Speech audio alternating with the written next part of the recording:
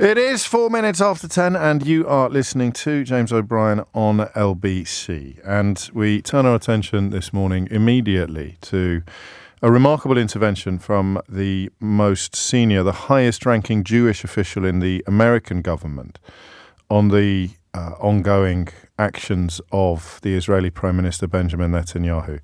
I mean, it's remarkable for a number of reasons, but for our purposes, it is by far the most senior Israeli ally, using language that we started using on this program some weeks ago. Indeed, he uses the word pariah. He has backed Israel throughout his 25 years in the Senate and has warned now that the casualties, the current level of casualties, risk turning Israel into a pariah. And I come back to this and I do make it a little bit personal because Sandra's already been in touch to call me a Jew hater. We're talking about the highest ranking Jewish official in the US government, Sandra, so you'd have to include him in that categorization as well. Stand by for me being accused of shilling for Israel and doing the bidding of my Jewish paymasters. That usually follows fast upon. But it's an act of political courage from Chuck Schumer, the US Senate Majority Leader, because it does two things. It puts incredible tension upon that alliance, upon that relationship between America and Israel. And it moves into a new space, a space that other commentators and other politicians can't really push the issue into. That tragic scenario whereby Israel is, or Benjamin Netanyahu, is rendering Israel a pariah. He is losing the goodwill, even the support of people who, in Chuck Schumer's case, have spent 25 years in the American Senate defending almost every move that successive Israeli governments have taken. It is an extraordinary moment because although what he said is not remarkable in many ways, what he said is simply true, in my opinion. Perhaps not in yours, in which case 034560600973. What is significant is the status and, to a degree, the religion of the man that has said it. He has called for Israel to hold elections to replace Benjamin Netanyahu, something which I think, and there'll be better informed people than me on domestic Israeli politics listening to this at the moment, I think that probably would have happened if Hamas had not launched that terrorist attack on October the 7th of last year. And what he does, if you don't fully appreciate the gravity of Chuck Schumer's intervention, what he does effectively is put Benjamin Netanyahu and Hamas in the same place when it comes to preventing peace being achieved, when it comes specifically to the achievement of a two-state solution. He is blaming both the individual, Benjamin Netanyahu, and the institution, or the terrorist institution, Hamas, prescribed in this country, not in all countries. He's putting them in the same space when it comes to peace. And I think that is extraordinary. 8 minutes after 10 is the time. But I also think it's inevitable because do you remember the first question that we asked about limits? Not long after Israel started responding to that terror attack, when we started wondering how many deaths would be too many. I think Chuck Schumer, the highest-ranking Jewish official in the US government, has reached the point, he thinks that point has been passed. There was never going to be a bell, was there? There was never going to be a siren that went off when that figure was passed. Some people still dispute the overall death toll, the overall casualties, and point to the fact that the world has little choice but to rely upon figures released by the Gazan Health Ministry, which is, of course, controlled by Hamas. But most objective observers take into account the fact that they publish names, they publish lists. It is highly unlikely that the final death toll will be lower than where it is now. Even if there were no more deaths, it is almost certain that the final death toll would be higher when bodies are dug out of rubble and when reports are properly processed. If you can't even feed people, which is the case at the moment, starvation is a daily threat in the Gaza Strip, then the likelihood of having the bureaucratic institutions in place to properly register death and disappearance is vanishingly small. But there it is.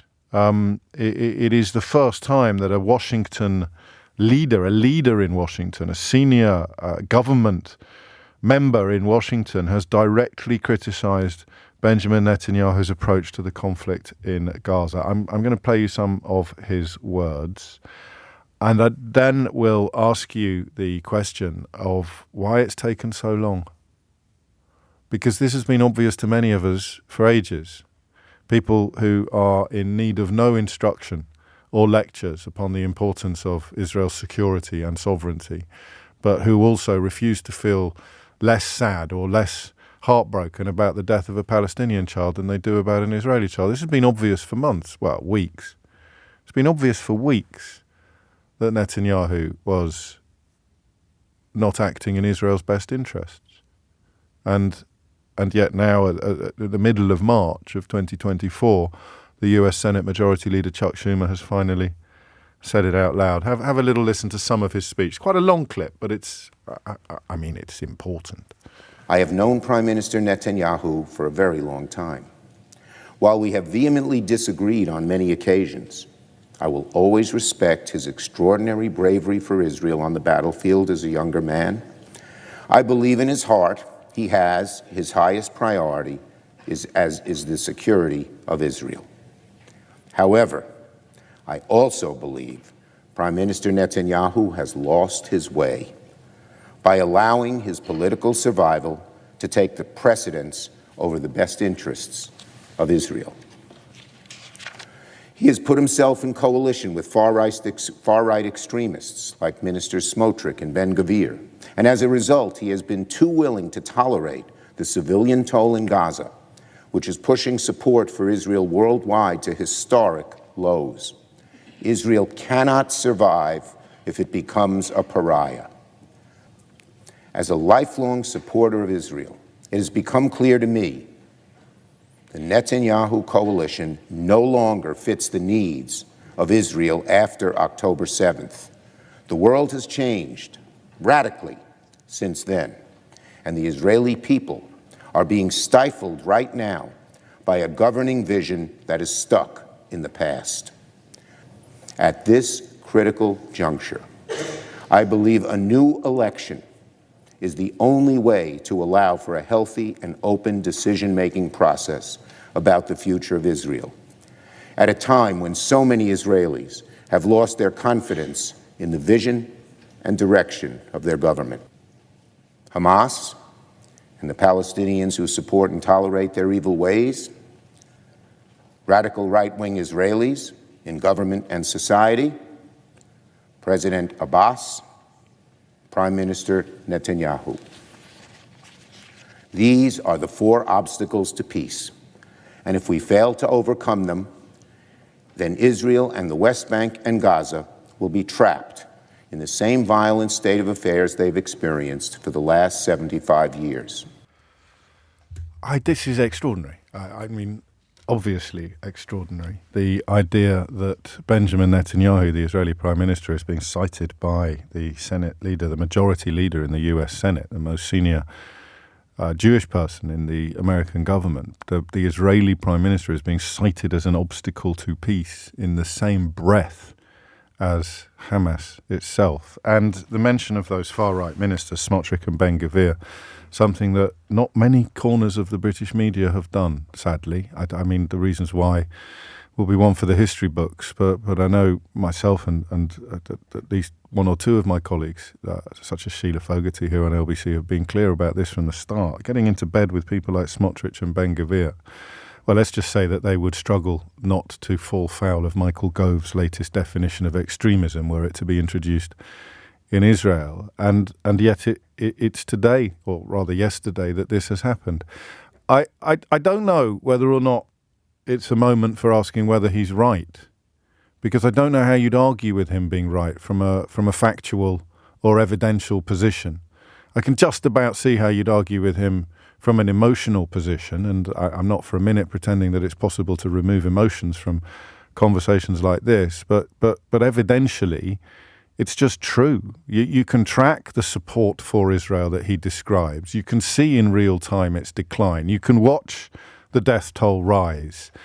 And if you must, you can argue over the provenance of the statistics. But as I say, the objective overview is that the actual number of dead is likely to be far higher once it includes people who haven't been able to reach hospitals and people still lost under the rubble of buildings hit by Israeli airstrikes. It's slightly surreal today, for me at least, and quite possibly for you, because this is... so obviously, this was a point that was so obviously going to come, and yet it still feels like a moment of enormous significance. It's as if stating the obvious has become some sort of revolutionary act. So I think that's where we'll go. I think we'll just say he's right, isn't he? And as a historical or a traditional supporter of Israel, whether from, in my case, humanitarian and historical reasons, or whether in yours perhaps for familial and religious reasons, what Benjamin Netanyahu has done and is doing is catastrophic. Absolutely catastrophic. So we're having a phone-in that we've had before, but we're having it today in a completely different context from the one we had last time. The question of how you feel about the fact that Benjamin Netanyahu is shredding Israel's international reputation, shredding it for what appear to be personal reasons of ambition and survival. 0345 6060 973 is the number that you need. If you know a little bit more about the issues than I do, perhaps you can have a crack at telling me why it's taken so long. That slightly simplistic phone-in question of how many deaths will be too many. Chuck Schumer has reached the point where that milestone has been passed. We'll never know when precisely. We don't know where. But those are the questions today. Chuck Schumer portrays Benjamin Netanyahu as a politician who has turned and is turning Israel into a pariah state. Question number one, is he right? I kind of struggle to see how you can argue with him at the moment. But and remember, just because you might still support Benjamin Netanyahu, that doesn't challenge Schumer's point that the world is... increasingly disgusted at his actions. And then question number two becomes, what does this mean? Because when he talks, and I'll play you the clip again, I suspect, but when he talks about threatening Israel's existence depending on goodwill and support that Benjamin Netanyahu is hemorrhaging, that is a moment at which supporters and defenders of Israel's right to exist in its current form should be really, really alarmed.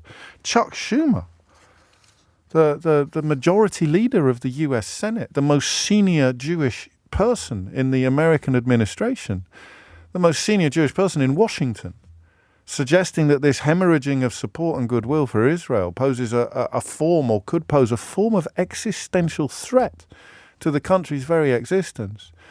I would cautiously suggest that if you care deeply about the future survival of Israel, it's time to come off social media and stop accusing people reporting the facts of blood libel or anti-Semitism and focus instead upon what Benjamin Netanyahu is doing in your name. Isn't it? 0345 6060 973 is the number that you need. It's 18 minutes after 10. If you hit the numbers now, you will get through. Couple of texts. This is from John, who is in Newton Le Willows and describes himself as a 61-year-old British Jew. He writes, I wholly concur with Chuck Schumer. Since 2017, I have reluctantly declared Israel to be a pariah state, as Bibi, as Benjamin Netanyahu's nickname, aligned ever further with the far right within Likud and coalition parties. He is concluding his stated ambition in 1973 to eradicate all Palestinian Arabs from Gaza and the West Bank. I believe that Bibi's actions have made the whole world less safe for fellow Jews and a lethal place for Gazans.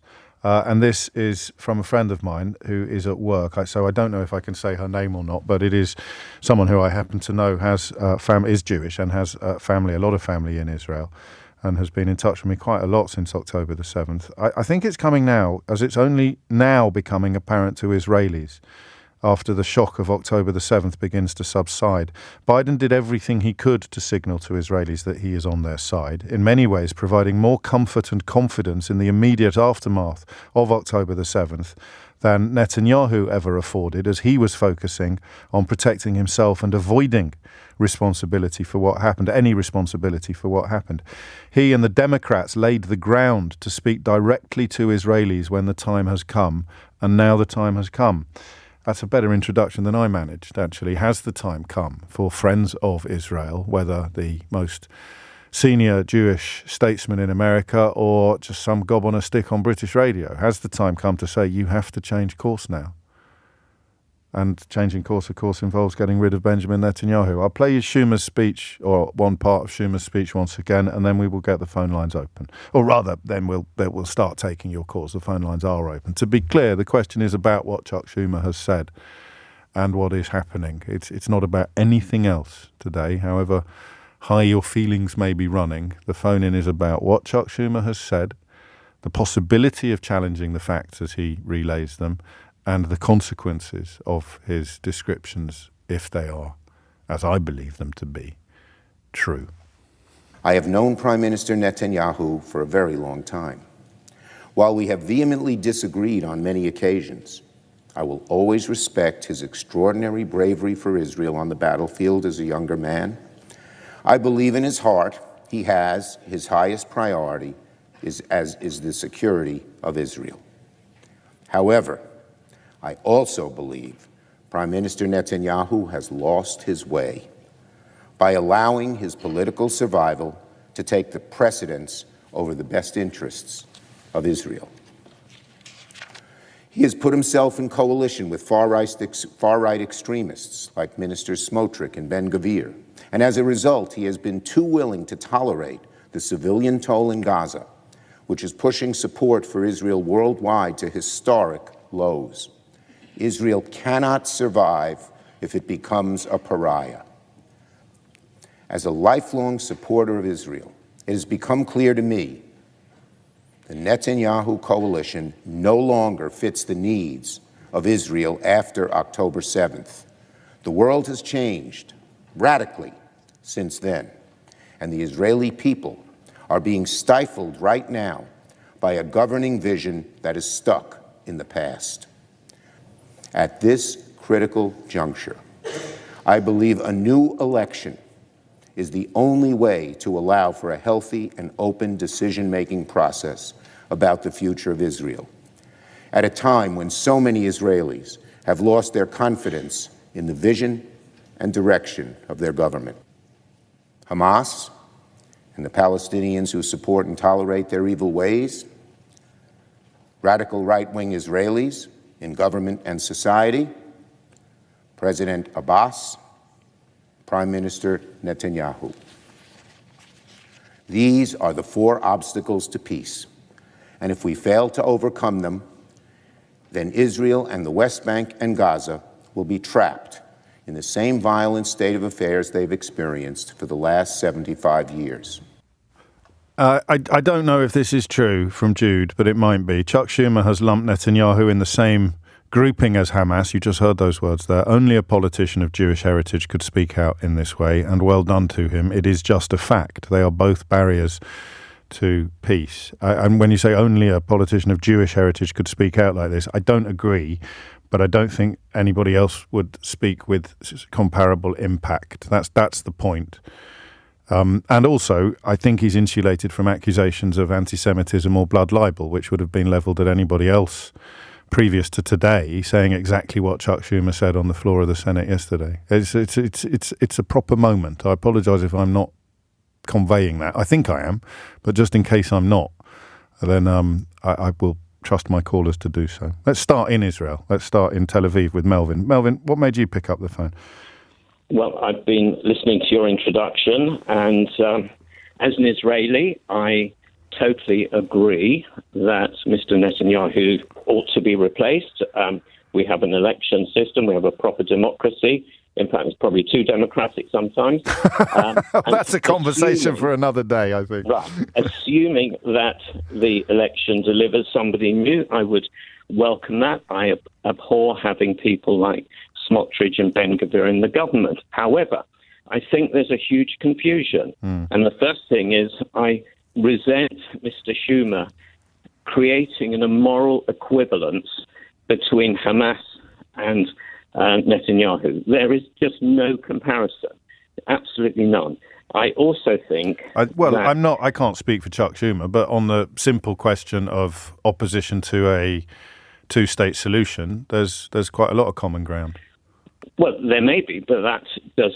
So that's not a moral. That's not a moral equivalence. That's a policy equivalence. Okay, there might be a policy equivalence, perhaps.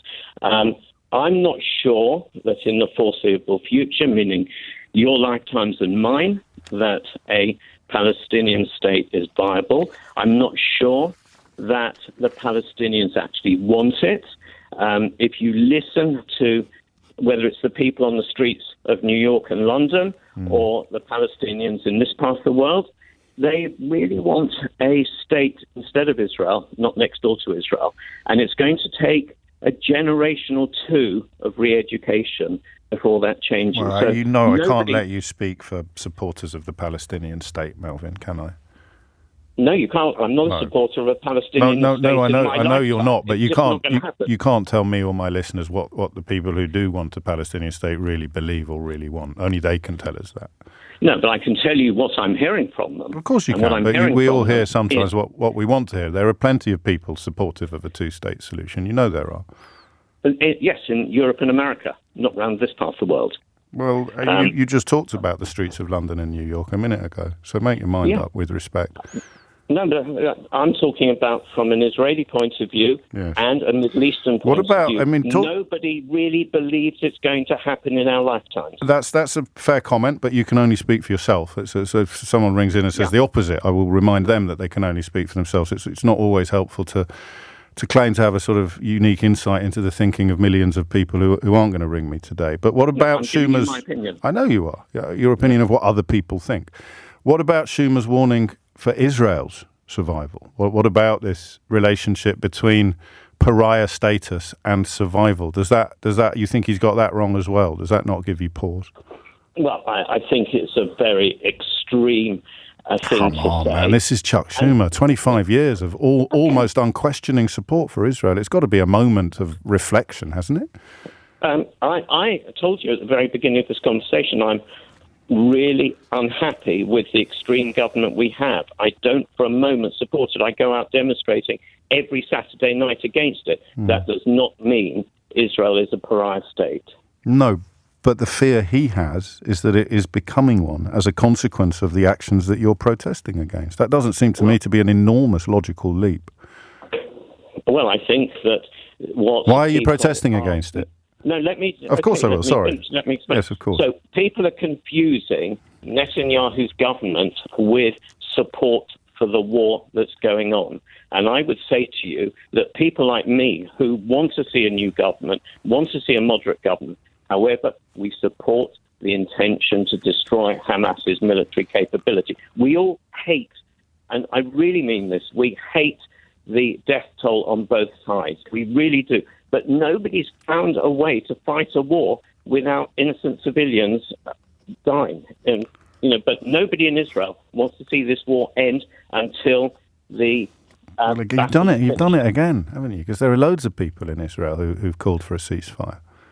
Well, I live here. Well, I know you do, but it doesn't mean you have it. Doesn't mean you have like a magic phone line into everybody's mind. You know that there's plenty of people in Israel calling for a ceasefire.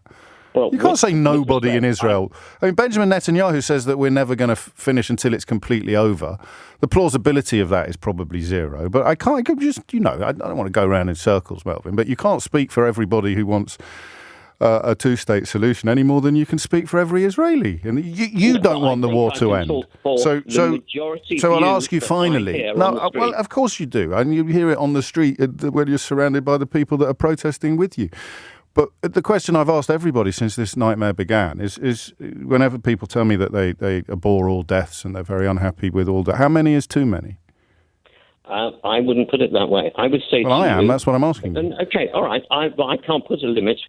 How many was too many in Dresden? Because Chuck How Schumer many can. was too many in Hiroshima? Chuck Schumer can say what he likes. He's Yes, an American. and so can you. And so how many is too many? I want the minimum death necessary that ship has to sailed. achieve what we have to achieve. That ship has sailed. So how many is too many?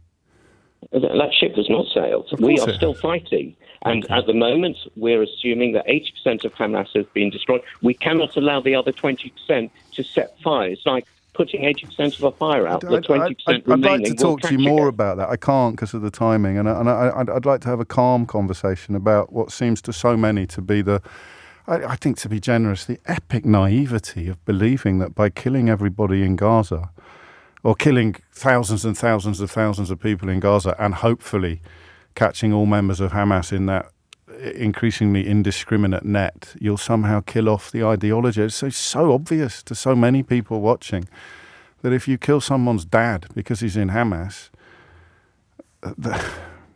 they sign up for the same ideology, the same cause in that moment. But we'll have to have that conversation another day. It's 10:33. Thomas Watts is here with your headlines. 10:38 is the time. Couple of phone lines free if you want to get involved in this conversation. Some responses to Melvin, who called us from Tel Aviv. Kevin in Norwich says, the guy from Tel Aviv is unwittingly showing why Israel is becoming a pariah state. This is the warning that Chuck Schumer, the majority leader in the US Senate and the most senior Jewish politician in America, has made overnight. Kevin says, I don't owe people like Melvin complicity or support. He needs to understand that pariah is a status that is conferred upon you as a consequence of actions. It's nothing to do with whether or not you want to be a pariah. You can't meaningfully refuse pariah status. And Matthew makes a further point. The notion that Israel can only tackle a terrorist organization by blindly flattening an entire urban area and laying waste to its civilian population remains an utterly absurd contention. I agree with you, Matthew, but I also know that is the position that not only the Israeli government, but almost all of its supporters have adopted since this started. And it seems unlikely that the twain will ever meet. And Sarah writes, an amazing conversation you just had, James. It makes me see fully the insanity of the idea that Hamas can be exterminated. Kill one man and his children will sign up for sure. I've known this, but never comprehended it quite so completely before. I'm happy to hear the challenges to that argument, the opposite analysis, that by killing people who are currently members of Hamas, you succeed in killing off the ideologies and ideas that drew them to Hamas in the first place. I almost would welcome that contribution. John is in St Albans. John, what would you like to say? James, hi. John here, first-time caller. Welcome. I just wanted to just kind of mention what you just mentioned, really, in so much as the previous caller left me dismayed and thought his logic was, fundamentally flawed and naive. Just with regards to Chuck Schumer and his comments, which I fully endorse and I fully agree, but I think it's very sad that all the world leaders, or the vast majority of world leaders, have sat back and said nothing to the extent that Chuck Schumer has said. Why does it come to this? Why does it take Chuck Schumer to come out and say who's Jewish, as we all know, and all the rest of the world politicians sit back and do absolutely nothing or can't make any statements to that effect? I just think it's a disgrace. It carries more weight when a friend offers criticism than it does when an enemy does, I suppose. You could argue that answers part of your question, but not all of it. I think it certainly carries more weight, but what I'm asking is why are the world politicians sat there and not prepared to speak up on behalf of the Palestinians and the atrocities that have been carried out? I mean, we get a very Anglo-centric worldview, or Anglophonic worldview. I mean, you saw how the votes went at the United Nations months ago. The worldview. This is not even Western. It's the Anglosphere. It's basically America and the UK now. I think it has been for some time. And most of Europe, I would say, a bit more split than we are. What's your answer to that question? With respect to why? Yeah. Well, I just think that it's all politics. I think the Israeli government's very influential. Well, sorry, but yes. I think they're very influential, and I think a lot of people and a lot of governments I'm more sympathetic because they're accused of anti-Semitism. I think that's part of it. I mean, and you clearly are. I'm not only accused of anti-Semitism, but you also have the unpleasantness of experiencing the opposite. I'll give you a quick example of that from a texter. Stop pretending you don't know why the genocide of Palestinians is ongoing. I told you it's because Jews have penetrated every Western government, especially the UK and USA, and they have powerful lobbies while the Gentiles, i.e. the sheeples, keep obeying. You need to read the Protocols of the Elders of Zion, which is the most virulently anti-Semitic hoax, arguably, in the history of anti-Semitism. But you've got someone listening to this radio program who not only swallows it wholesale, but believes that sort of anti-Semitic bilge is a helpful contribution to this conversation. So you have both of those positions in place. The people who will accuse you of anti-Semitism if you simply say, I wish Israel would stop killing children, and the people who are convinced that the Jews rule the world. So you have to walk that tightrope. That applies to Western governments as well. But I do think, and we haven't touched on this for a while, John, I do think that the generational trauma of Jewish people is relevant here. I do think that the necessity of a safe haven, post-Holocaust in particular, post-Shoah, for Jewish people puts Israel in a different place to any other country in a comparable situation. What Israel does to protect itself is judged differently from what every other or any other country would do. And I think that's fair, personally. I think that the context is crucial, but it doesn't answer all of your question, of course, but it does, I think, answer some of it. Western governments are incredibly reluctant to say to Israel, you can only protect yourselves up to a certain point. And, of course, what politicians like Netanyahu do is deliberately conflate self-defense or protection with attacks on enemies. And that's why it takes someone of Schumer's background and status to call foul on that conflation, I think. Yeah, and I think I agree with your point. I agree with your point. But where do you draw the line with all of that? Yeah, no, well, you don't. That's the point. That's the point that Netanyahu and to a degree Melvin are dancing on. That's the pinhead that they're dancing on. There is no point. Everything is justified, whether you're talking about self-defense or whether you're talking about the eradication of Hamas, which of course is where the conflation is at its clearest, I think.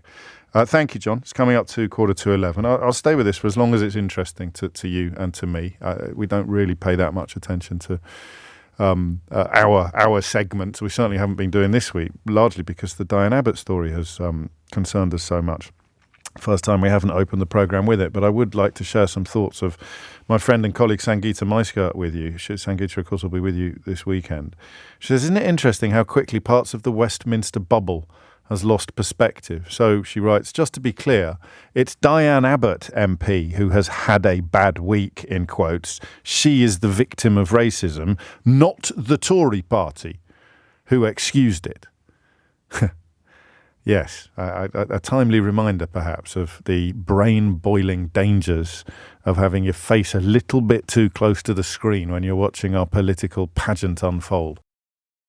It is 10:49. You're listening to James O'Brien on LBC. I may have to eat some humble pie this morning because the amount of British beef exported to Australia under the UK's post-Brexit free trade agreement has now been published. And I will reveal to you just how much British... You'll remember it was going to be brilliant for farmers. Brexit in general was going to be brilliant for farmers, and the Australian trade deal was going to be brilliant for Britain, because how do we know that? Because Boris Johnson and Liz Truss said so.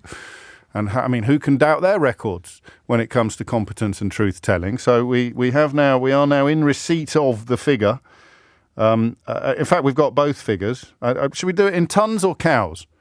What do you prefer? You can choose. How many cows or how many tons of British beef have been exported to Australia since that fantastic trade deal was signed by Boris Johnson after being negotiated by Liz Truss? And how much Australian beef has made its way into the UK simultaneously? I shall give you the numbers shortly. And I need to thank someone who I forgot to thank. Someone has made me a hook and tease toy. Hi, YouTubers. Don't forget to like and subscribe and ding, ding, ring that bell. Someone has made me a hook and tease toy. Why are you laughing at me? Is that not how you ring a bell? How do you ring a bell? What? No, it's a bell on a rope. Like ding ding, like a school bell. No? Anyway, hi YouTubers.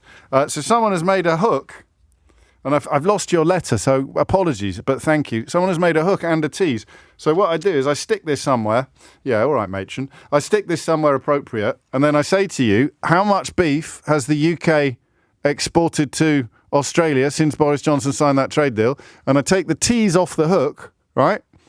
This is like Toto, isn't it? Pulling back the curtain in The Wizard of Oz. I take the tease off the hook and put it in front of me. I have this. Unfortunately, the magnet's not very strong, so I can't actually get it to stick to anything at the moment, but I'm going to invest in some blue tack next week.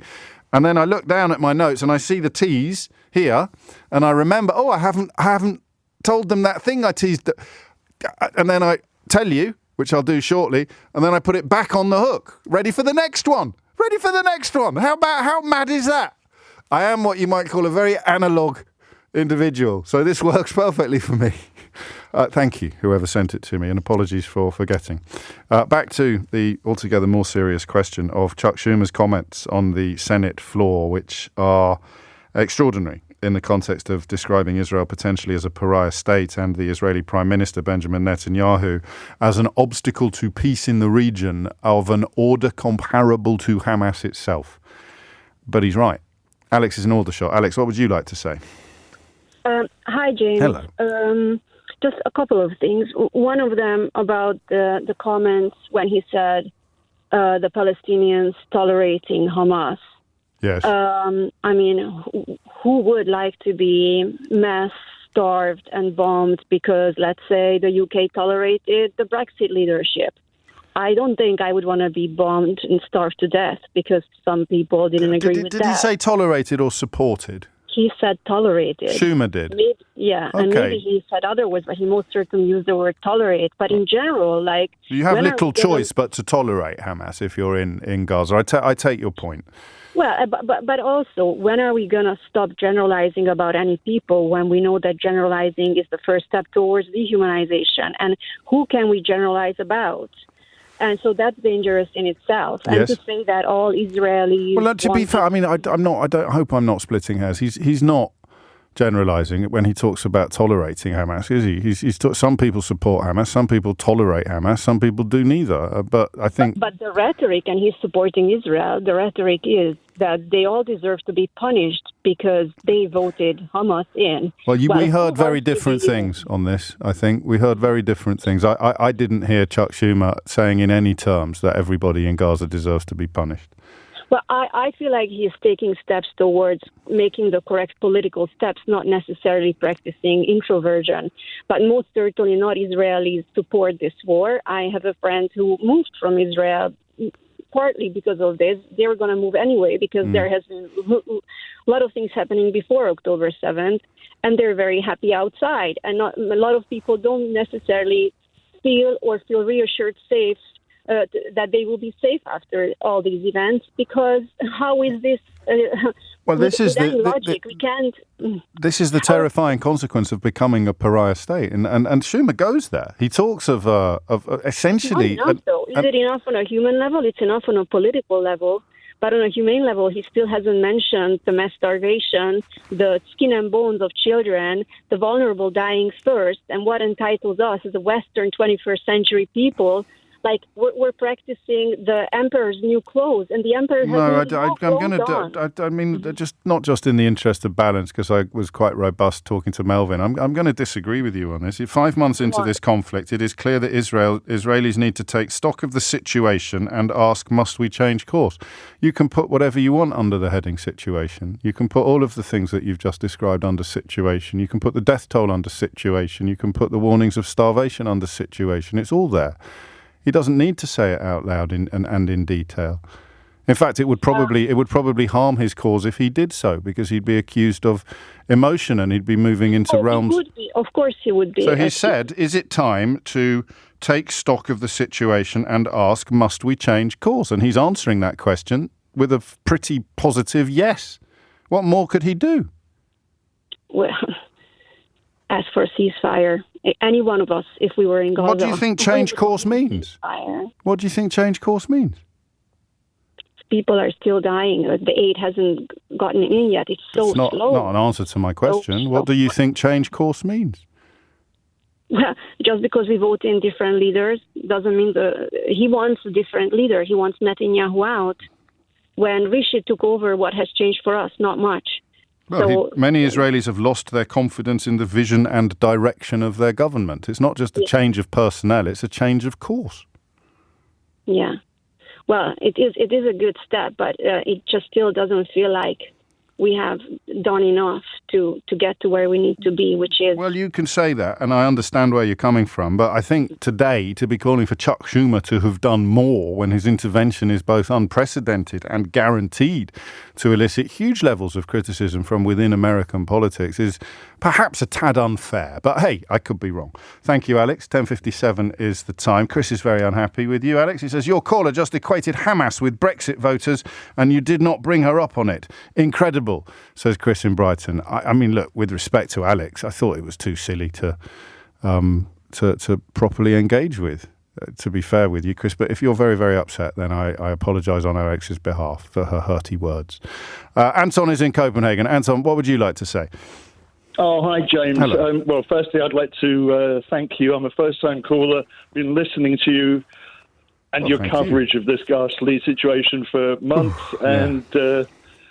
thank you so much for just being, I want to say, the voice of reason. I think that was the slogan of a newspaper, wasn't it? You. I don't approve of it. Yeah. But bless you. Anyway, what I want to say is that I think Chuck Schumer did exactly the right thing, and I'm amazed and surprised that he said what he said, and it's brilliant. But I think, unfortunately, my thoughts on it is that it goes further than that. I think after this, it's not just Israel that's going to be a pariah.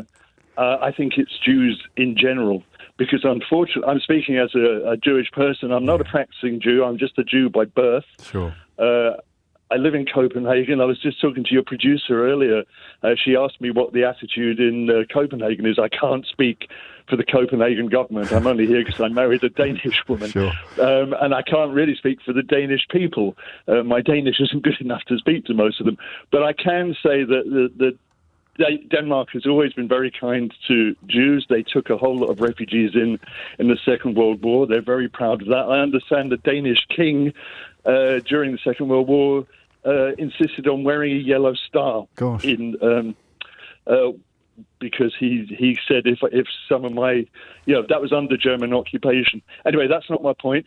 I also live in an area in a housing block with a lot of Muslim and Islamic people around me, my neighbors. They're fantastic people. There are a lot. Looking out my window now, I can see Palestinian flags hanging out of some of the windows, and I absolutely support them in that. My problem is, I would feel frightened to say to them, I'm a Jew.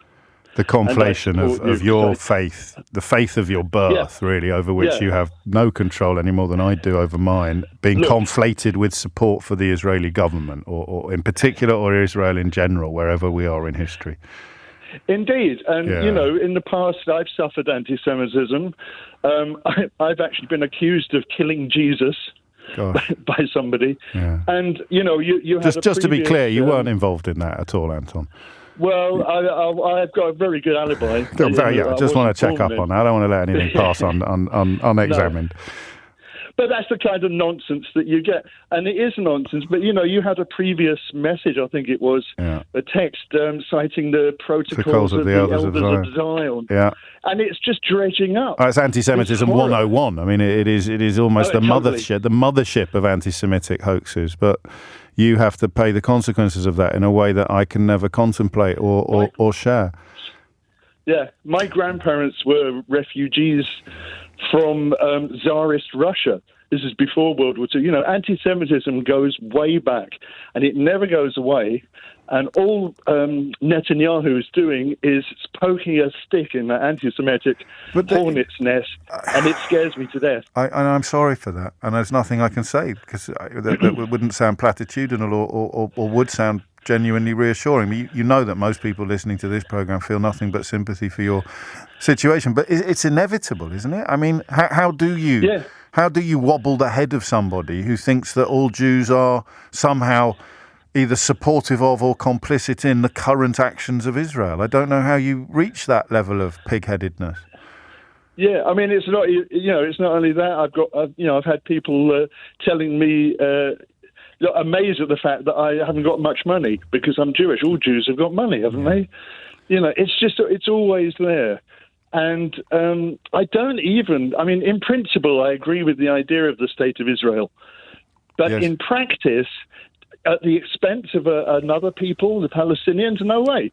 And also, I've often thought, it's very nice to have a homeland that I could potentially go to because I'm Jewish. But isn't that just like telling all black people they can go back to Africa? I don't think it is personally. I don't know that Okay. I mean, for me, the Shoah is absolutely intrinsic to my attitude to Israel in 2024. What happened to Jewish people in 1930s and 40s Europe. And I don't know whether this would be sustainable 100 years from now. But to me today, I can't separate the two. And the Holocaust of slavery doesn't get addressed by the creation of a homeland. I don't see the two as being remotely similar. Anton. No, okay. I mean that's fair, personally, enough, James. But no, you're absolutely right. Practically, no, you're absolutely right. But that distinction between the principle of the state's existence and the point at which you cannot support what it is doing in the name of self-defense is the nub of this entire moment, isn't it? I cannot support that, and while I cannot support that, I then, by inference, cannot support the State of Israel. In its actions now, not in its right to exist, but in its actions now. Well, I mean, well, as I said, in principle, it has a right to exist, but surely it doesn't have the right to exist at the expense of other people. I suppose I don't want to get semantic on you, but almost all states exist. The rights anywhere where there's a separatist movement or an independence movement. But the phrase that resonates with me, and I only came across it during this iteration of conflict in the Middle East, was that Israel would be the modern state of Israel would become a home for a land without a people would be given to a people without a land, and of course that, as Anton's just highlighted, how horribly and completely overlooks the fact that there were people, 70 or 80,000 people, I think, but of course many more now descended from that removal, and it was, and there's no way past that, and that's what he is referring to. But it doesn't dilute mine, and Anton's Jewish, I'm not, but it doesn't dilute my historical justification, rationale, support, belief in the need for a unique state on this planet for Jewish people because of the history of anti-Semitism and the history of persecution. 4 minutes after 11 is the time. Okay, we're going in. You thought the last hour was potentially? That's a lovely word, isn't it? Potentially. I've turned into Ned Flanders. It was potentially. You thought it was potentially. I've done it again. That wasn't even. That was deliberate. That wasn't even deliberate. I'm going to have a brain wobble now on the word potentially. That wasn't. If you thought the last hour was potentially febrile, wait until you find out what we're going to be talking about next. I have held off doing this, thanks largely to Frank Hester, the racist abuser of, or the provider of racist abuse of Diane Abbott, who it turned out yesterday has given another 5 million quid to the Tories, which can't be confirmed until the next load of accounts are published, but does rather explain why none of them were prepared to say that they wouldn't take more money off him.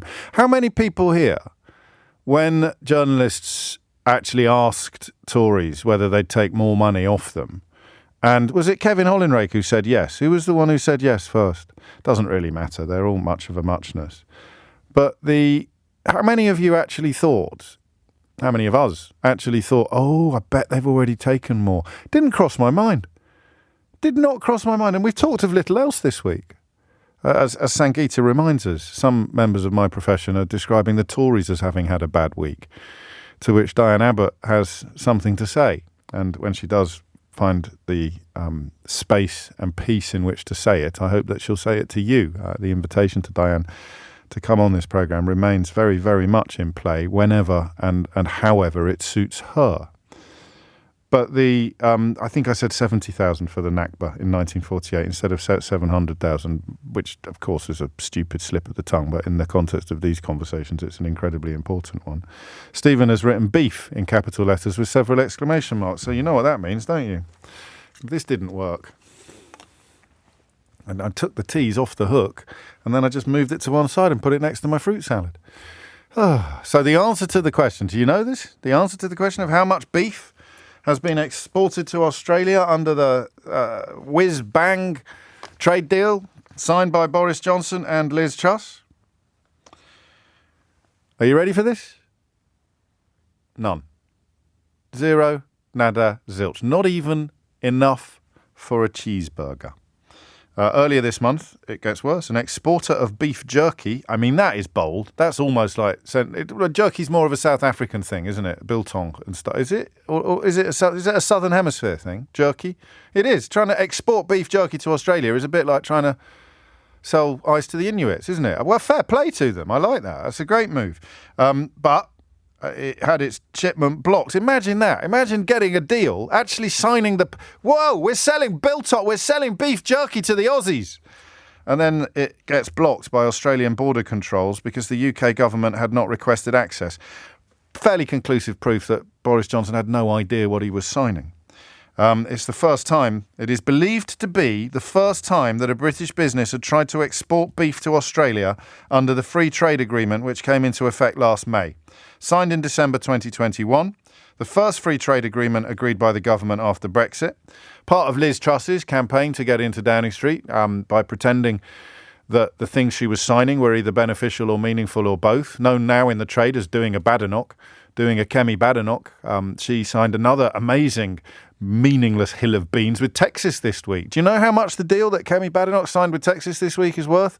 I'll give you a clue. It's worth exactly the same figure as the amount of beef that's been exported to Australia under the free trade agreement signed by Boris Johnson and Liz Truss. And how much beef do you think Australian farmers have exported to the UK in the same period? Go on, have a guess. Shall I do another hook and tease? No, I'll fix 1,700 tonnes. 1,700 tonnes of Australian beef has come in this direction and precisely 0 tonnes of British beef has gone in the other.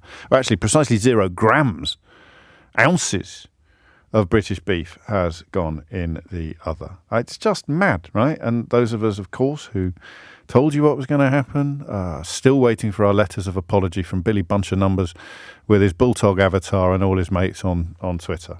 12 minutes after 11 is the time. So what are we going to talk about this hour? Right, stand by your hats. No, stand by, what is it? You hold on to your hats. What do you stand by?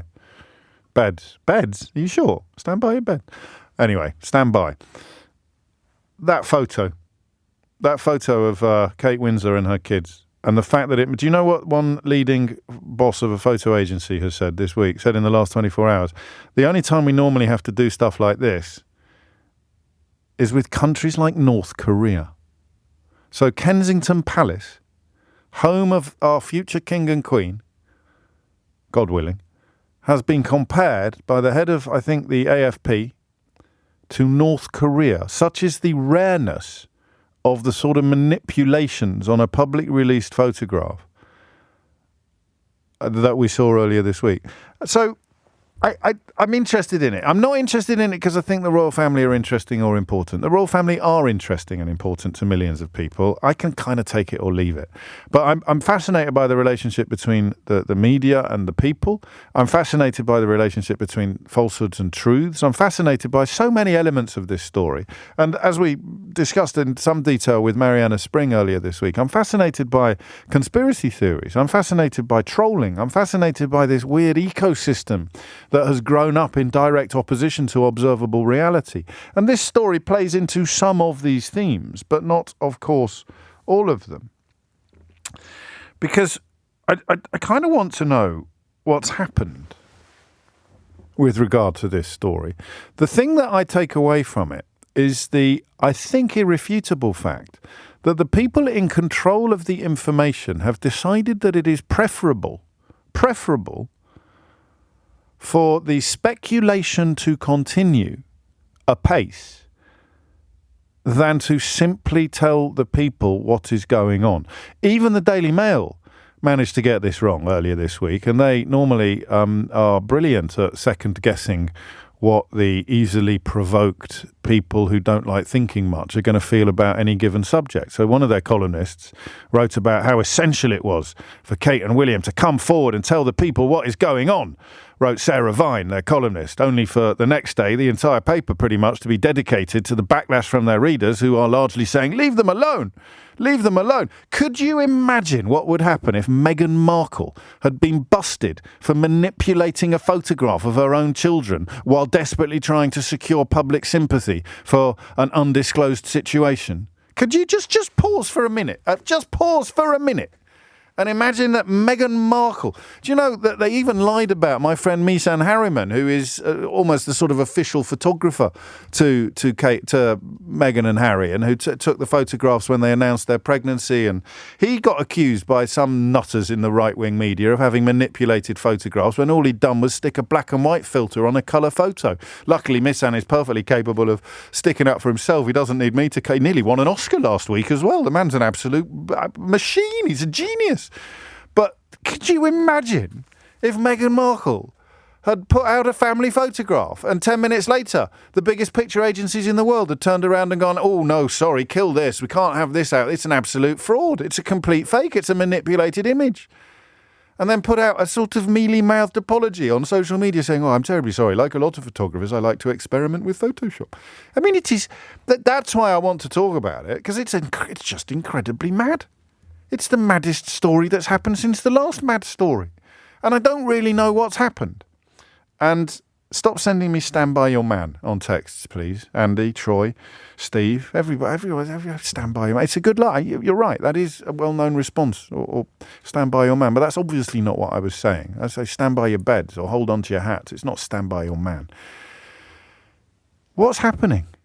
Explain it. And pretend I fell asleep last Friday. When did the picture come out? Do we know? When was it, roughly?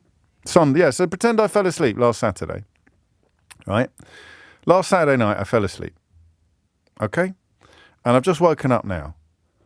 And I don't know what the hell is going on. Take a moment out of your morning to give me a ring and tell me. How much conspiracy theory can we do on air without getting into trouble? Is it? Well, we just play the GBB's card, can't we? We can say anything we want. Well, don't upset anyone unduly, because they all tune into this show. All the princes, all the earls, all the dukes. They never turn it off. Even the late Queen used to have it on in the background while she was watching the racing. But I don't know what's happened. I tried to follow it. I followed it up to a point. But oddly, the point at which it took off for me was this morning when I saw one of the leading the boss of one of the biggest photo agencies in the world, comparing Kensington Palace to North Korea. And that's the moment that made me think, hang on, this is quite a big deal. They're comparing Kensington Palace to North Korea. Why on earth would you put out a manipulated photograph? So I fell asleep at 9 o'clock last Saturday night, and I've just woken up and I've read that Kensington Palace is basically North Korea when it comes to the question of how trustworthy they are. Could you tell me what has happened? 0345 6060 973. And crucially, if you want to be a little bit more meta about it, a little bit more intelligent, how important is this? I've got a feeling this is really, really important. What is it about this story which makes it so fertile for conspiracy theories? So in fact, I can't guarantee this, but I'm going to do my best not to tease you or mock you for caring too much about any element of the royal pageant, okay? But something about this story has been pretty close to perfect circumstances for conspiracy theories to spring up, including among people who usually know better. It's as if the conspiracy theories have a patina of plausibility for reasons that I don't fully understand. So I need you to tell me what's happened, as if I have been asleep since last Saturday. And I need you to tell me how important this is, because I don't know why and I can't articulate it properly, but I have got a feeling that this is very important. And then the final question is, why has this story about this picture thrown up they're talking about it all over the world. one American television presenter has gone further than I think I can go on the radio in contemplating and speculating about what is going on. So what is it about this story that has created the perfect storm of circumstances for conspiracy theories? If you've never rung me before, but this is your ballywick, is that the right word? This is your patch, this is your manor, give me a ring today. Just fill me in. What the hell has happened? How important is it? And why does this story tick all the boxes of conspiracy theories? 0345 6060 973 is the number that you need. All right? 0345 6060 973. Hit those numbers now. You will get through. Do you know, this happens quite often. Not that often. If it happened too often, I'd probably have to have a bit of a think about whether or not I'm in the right job. But Chris in Exeter, he's not on yet, but I can see the note that is going to be on his call. It suggests that you can't label everyone who has questioned this as a conspiracy theorist. That's why it's interesting.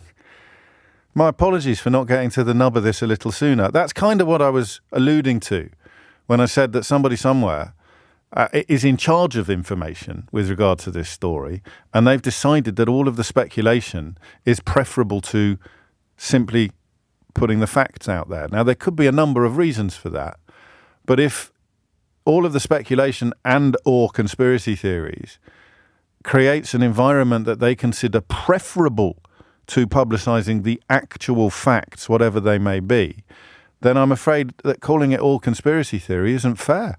I would go so far as to say, all right, I think there's something going on, something a bit extraordinary going on here now. 0345 6060 973. And the reason why I think that is because the uncertainty has gone on for so long, and I am reading in the Daily Telegraph that Kensington Palace has been compared to North Korea by a news agency executive who said the Prince of Wales's household was no longer viewed as a trusted source. This is Agence France Presse, AFP. Said the photograph of the princess and her 3 children had clearly violated the agency's rules. This is not normal, actually, and those of us who find royal stories a bit silly push back on it for the wrong reason. Well, anyway, that's enough from me. Let's crack on. What's going on? 0345 6060 973 is the number that you need. Jane is in Guildford. Jane, what can you tell us? Yeah, well, I have this theory, you see, that Kim Jong-un is best pals with our dear royal family, and something dreadful. Sadly, maybe Kate died in hospital, and what they've done, they put out their feelers to him. And funnily enough, Kim Jong-un was in love with Kate, has a Kate lookalike in North Korea. And what they're doing now, they're organising with the royal family for her to replace our dear departed Kate. How about that one? You're yanking my chain, I think. But this is, compared to some of the stuff that I've seen on social media, it's hard to be 100% sure that you are, but I think you are. But it doesn't answer the question of what is. I mean, you tune into this radio program expecting cool, calm, evidence-based reason. I know. And I'm saying to you, I think there is something a bit odd going on here. What do you say in response to that? Yeah, I do kind of think there is something odd. In January, it's now sort of March, and this, and I was reading in some of the tabloids about, maybe she had a nervous breakdown, which would be horrible for all sorts of reasons. But it's ridiculous now. I can't. Well, that's the problem, isn't it? It's having a frenzy.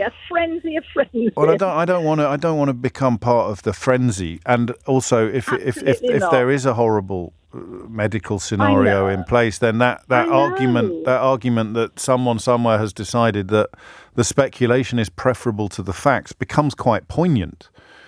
It becomes quite troubling, quite upsetting to think that they think all of these conversations, albeit that Jane's original contribution was funny and designed to be funny. There is something, I think, significant.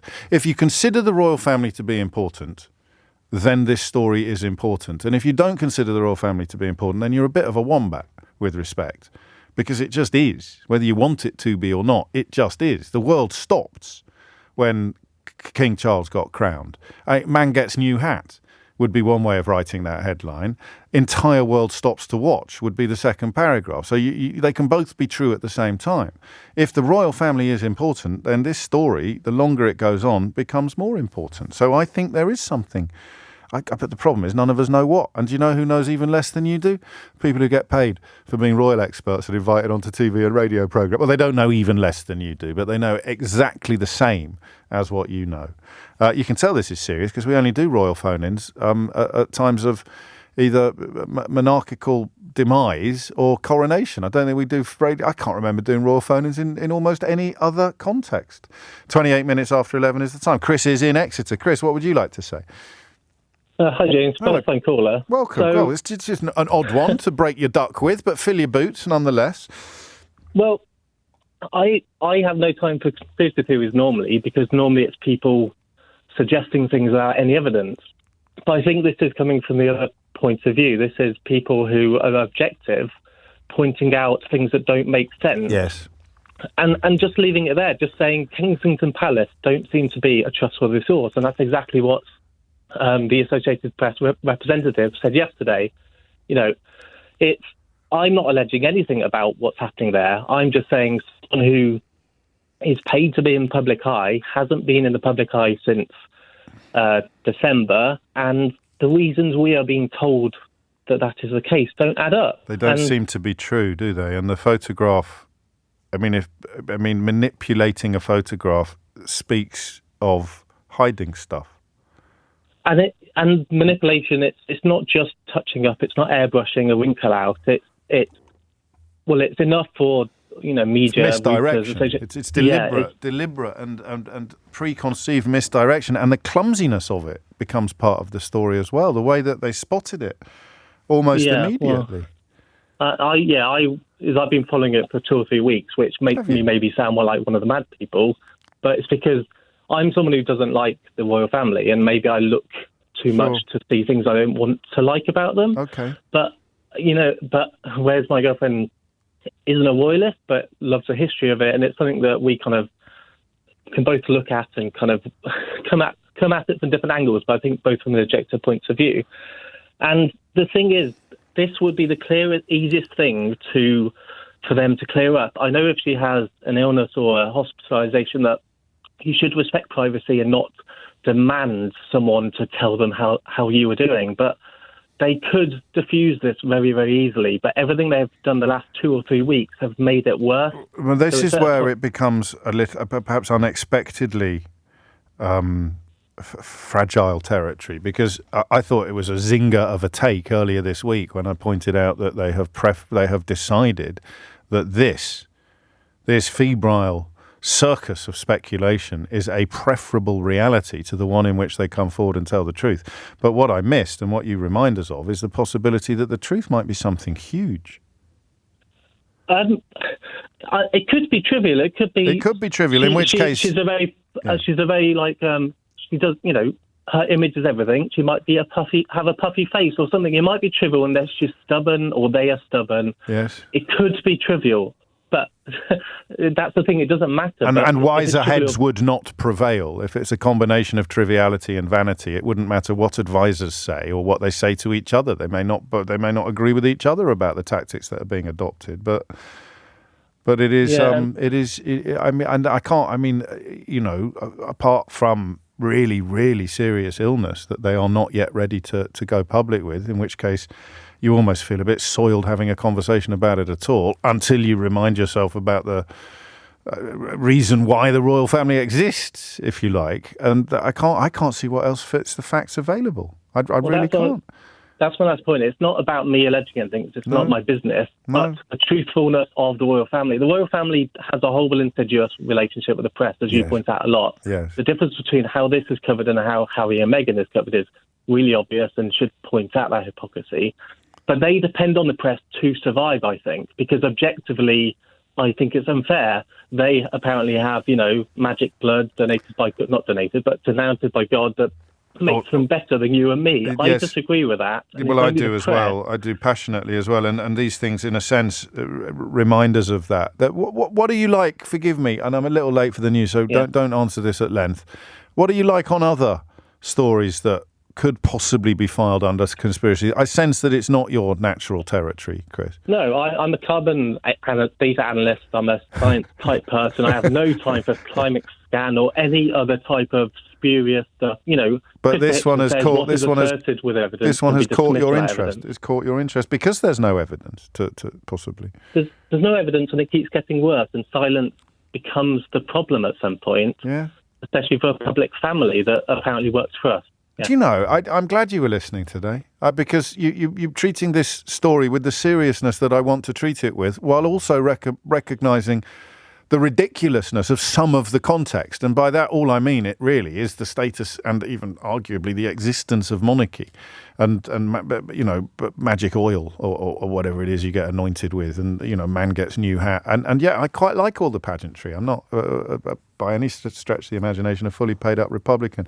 And Chris has taken us into the territory that I wanted to be into. Are you the sort of person who, as Chris says, on whether it comes from vaccines or the moonwalk or the September the 11th attack or climate change, you are evidence-based, you are scientific, you are factual.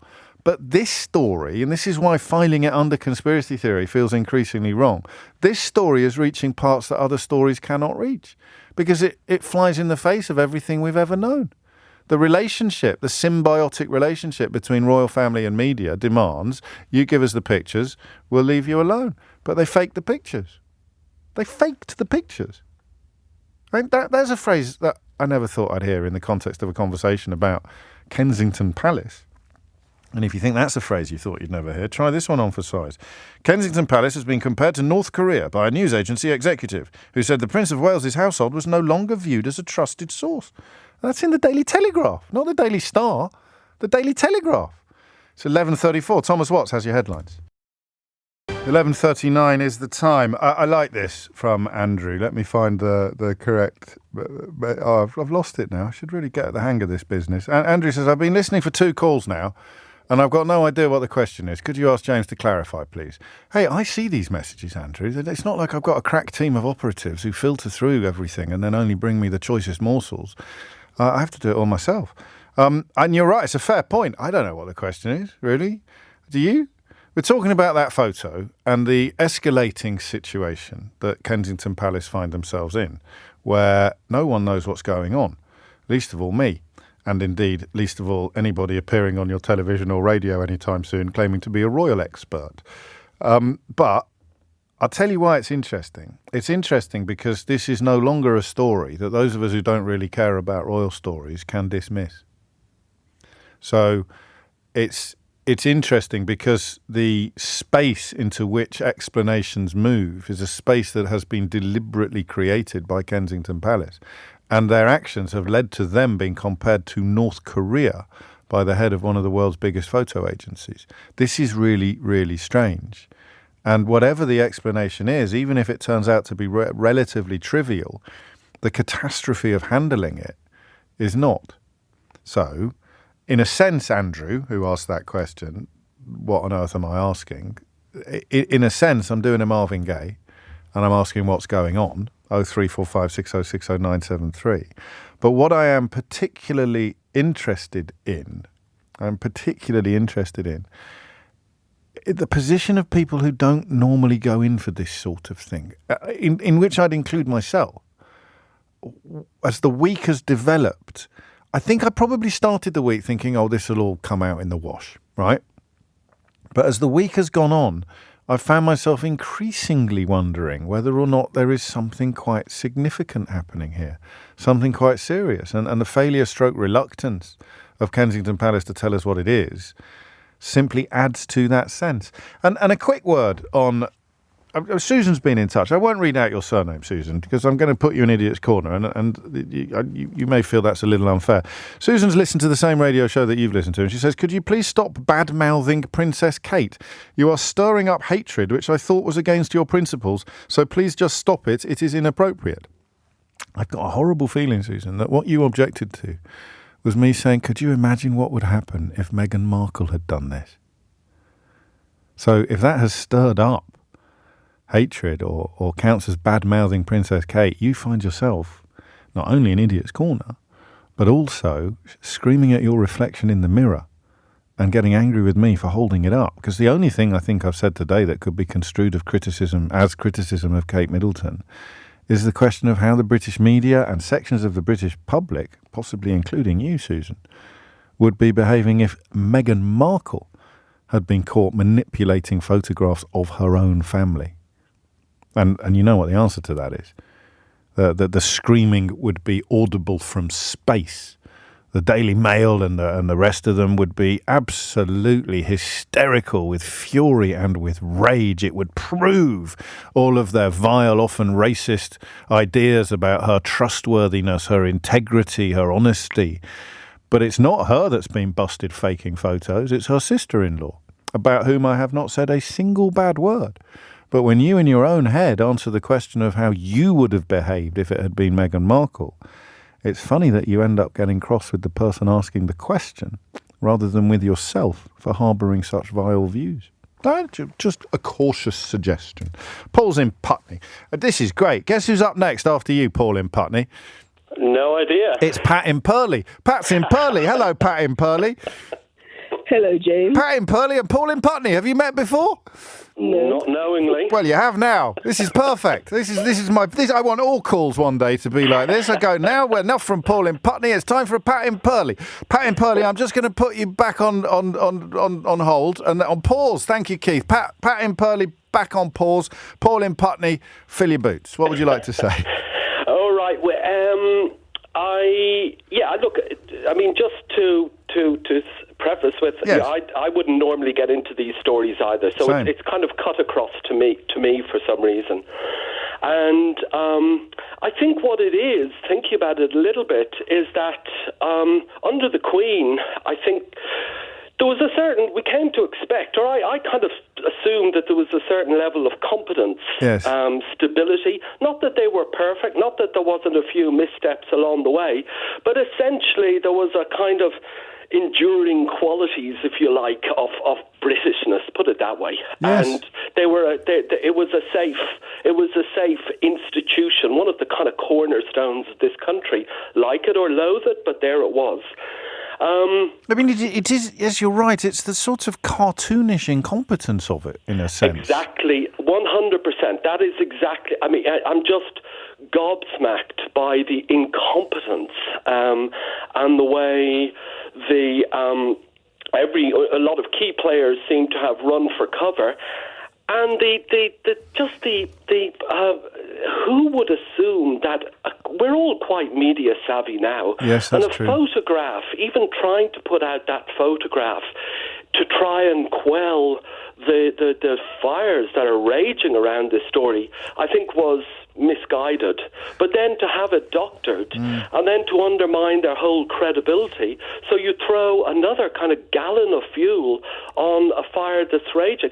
I mean, I'm not a media expert, but I sure as hell wouldn't have done that. And I could have seen that you put this out with that kind of cack-handed editing and expect that to... And of course, what they haven't done, and again, we're both missing something here. What they haven't done is put out the original version the next day and just say, here you go, nothing to see here, no panic over, calm down, lads, here's the original.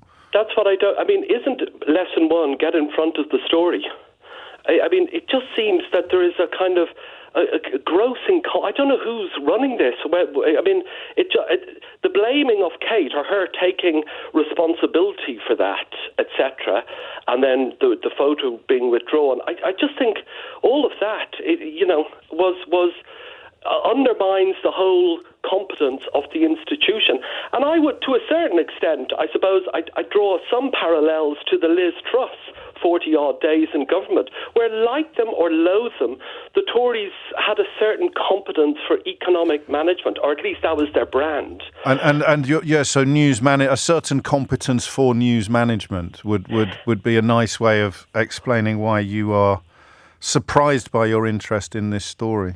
Yeah, I'm gobsmacked at how it's been mishandled. I certainly, like everyone, I wish Kate nothing but the best, and I hope she's fine. I absolutely... I want to stress that, because do you know what? I don't know why this has popped into my mind while you were talking, but they're not just members of the royal family. They're parents as well. They're mums and dads as well. And it may be that they don't want to tell their children whatever it is that they're currently not telling us.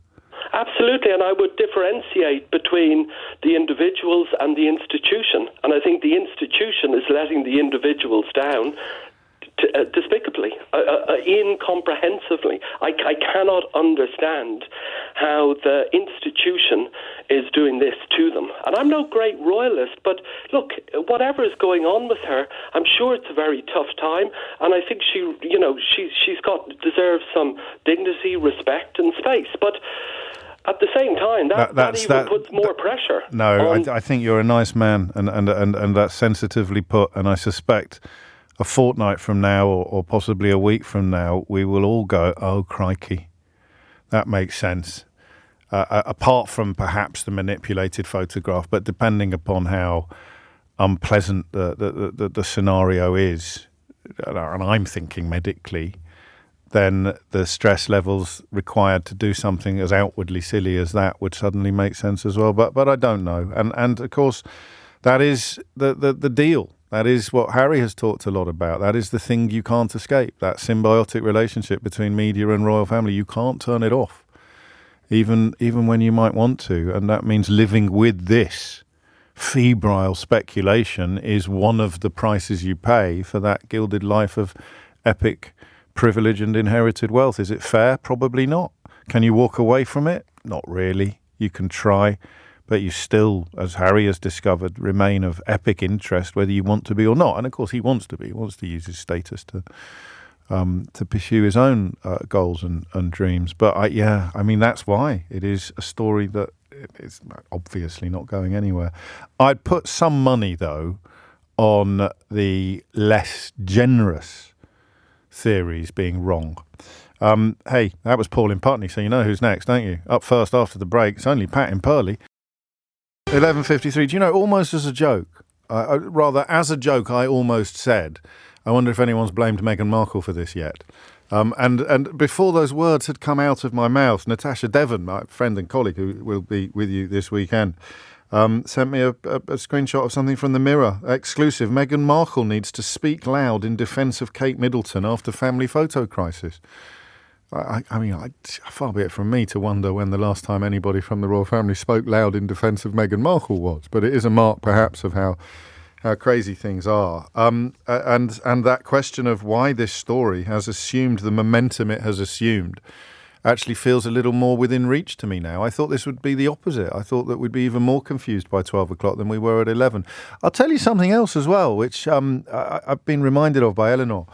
The rather splendid podcast series that Ian Dunt and Dorian Linsky do together, Origin Story, looking at some misunderstood things, looking at conspiracy theories. It's a fantastic podcast. But they point out, so you probably don't think you believe in conspiracy theories, do you? So I certainly don't think I believe in conspiracy theories. But what do you think the dead cat is? What do you think the dead cat... Oh, well, they've only let this out now so that they'll distract us from the other. I'm sure I've bought into dead cat theories of politics, particularly when Boris Johnson was in Downing Street.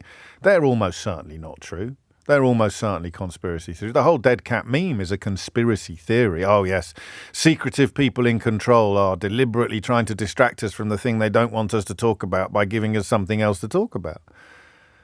So I don't think any of that is going on here. I think the answer, when it emerges, will be oddly universal. I really do. I think it will be something that will make most people go, oh, crikey, I think we would have probably behaved in exactly the same way had it been us. And I wonder whether some of the people engaging in the more febrile speculations will feel a little shame. I could be wrong. I mean, it might be the scandal to blow the roof off all scandals, but I just don't think so. Pat's in Purley. Pat, what would you like to say? Hi, James. Hello. I've become a little bit nervous while I've been waiting for you, so you'll have to go easy on me. Of course I will, always. Always. I'm a pussycat. Pat in Purley and the pussycat presenter. There we go. It's all there, all the P's. Carry on. No, I was going to say, I agree with what Paul was saying, in the sense that I think there's a certain level of incompetence that's coming through, but I think that incompetence is quite deliberate, in the sense No, and the reason why I say that, because obviously while the Queen was alive, there was a very tight ship. Since the Queen has passed, each of the houses are going more or less their separate ways from the point of view of communication. Yes. And I think with William, he's trying to establish himself, and therefore he's got his own strategy as to how he communicates. But I think at the same time, what he's trying to do, he's in a situation, and I think he wants out. But I think at the same time, it's a question of how does he get out? Well, out of the royal family? No, not out of his relationship. Oh, do out you? Of his relationship. Oh, yes, I do. know about that. Okay. No. Well, that's my. I just said it's. No, fair enough. I mean, this is the problem, isn't it, with theory. vacuums, is that anything can move into the space available. Exactly, and I think that's what it is. And I think what he's doing, he's trying to find his own way of how does he actually make that information known. So therefore, he's sort of like, things are happening, like the photograph, that was absolutely silly. And you'd have thought that in order to put it right, all they had to do is either produce the original, which doesn't exist, or just, bring another picture out that is up to date with Kate. And if he's unable to do that, I think the question is he's sort of gauging to see how we're responding as the public as these things are occurring. And I think what he's seen is that people are starting to fall into camps, i.e. William's camp or Kate's camp. Yeah, I mean, nonsense. the problem is that we're all at it now, aren't we? Because I disagree with you, but the one thing we can both agree on is that neither of us have got a Scooby-Doo what's going on, have we? Exactly, we don't. But as you say, if there's a vacuum, then something happens to fill that vacuum, and that's what we're doing. And that, yes, you're right. And that the more I think about it, and to be honest with you, Pat, I hadn't thought about it much until we started talking about it on the radio. The more I think about it, the more I suspect that the truth won't be bells and whistles and fireworks and scandal. It will be something very sad and quite not banal, but normal and ordinary. So which means I don't think, so marriage breakdown would fall into that category, but I think it might be something more poignant than that. I shall squeeze in one more. Thank you, Pat in Purley. Unfortunately, Jess is in East Grinstead, neither of which begin with P. So you've blown it. You've blown it, Jess. You've broken my pattern. What would you like to say? Hello, sorry about that, That's James. Okay. On this occasion. You could have pretended you were Patricia in Perivale, couldn't you? Just to keep the... Go on, what do you want to say? You can call me whatever you like. I've got a sneaking suspicion you're going to want to put me in your idiot's corner anyway. But I wanted to say a couple of things on this. First of all, and I know you have already done a spot on the wars, but I'm listening to all of this and I'm thinking, how ridiculous. At the end of the day, when you think what's going on in the world at the moment, we've obviously got Ukraine, we've got Gaza, we've got Haiti. We're making a great big fuss over really what is really a bit of a non-story, which I feel has been whipped up slightly. Well, I agree and disagree. And three things. There's a difference between interesting phone-in topics and important news stories. Secondly, of course, as you've alluded to, we did discuss the Middle East in the first hour. But thirdly, when the boss of one of the biggest photo agencies in the world comes out and says that Kensington Palace is now on the same footing as North Korea when it comes to trustworthiness, I think you have to at least take notice, Jess, even if you're not going to, stick a flag in it. I do think as well there's a little bit going on with the media here, certain elements of the media.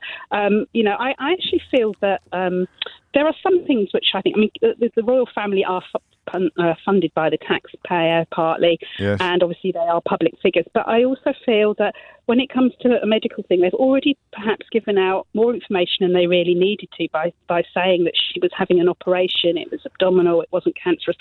I'm wondering how many of us would want our medical conditions and operations, everything plastered all over the media. I think that's a valid point. None of us would. But equally, none of us get to live in palaces and drive around in golden carriages all day. So that's the trade-off. And I'm not defending it, but I'm just reminding you that's... No, okay, yes, fair enough. But there's also a lot of people that have more gilded lives as well. And I don't think that means that, when you've had a major operation, pain is pain. And obviously she'll be having very good pain relief. Then why put the photo out then? I think why not just say what you've just said? I actually think the photo was just put out as a rather nice Mother's Day photo. I mean, she's edited Sunday it herself. Night, Mother's Day, no one's going to think. Maybe she'd had a glass of wine before she edited it, who knows. But I wasn't expecting the Spanish Inquisition, she said, the next morning when the whole world had kicked off about it.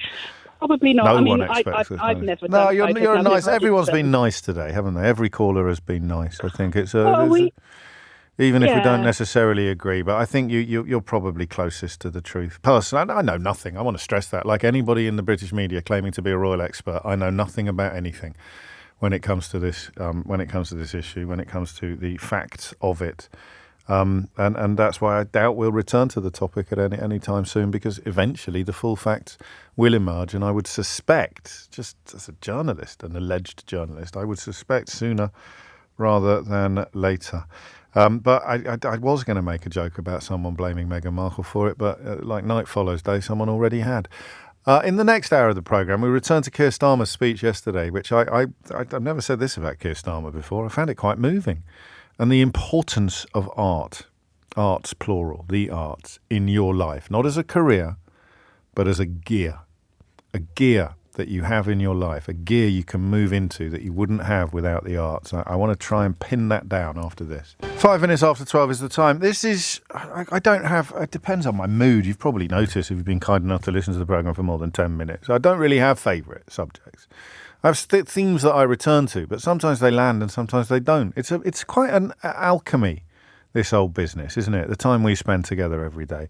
You can tell, even if I put in 100 yards of training, you can tell if I'm not that interested in the subject that we're discussing. If like the news agenda is a little bit light and I can't find something, or I feel that, so you can tell. It's so bizarre. Not so much in quantity. We'll usually get the calls, but quality. I don't want to offend anyone who's been kind enough to ring into the programme, but if my heart's not really in a subject, we get a lower calibre of call from when my heart really is in a subject. And some subjects, you know that my heart is absolutely married to. I don't always know why. I don't always have the ability to explain why. But I just know it in my water.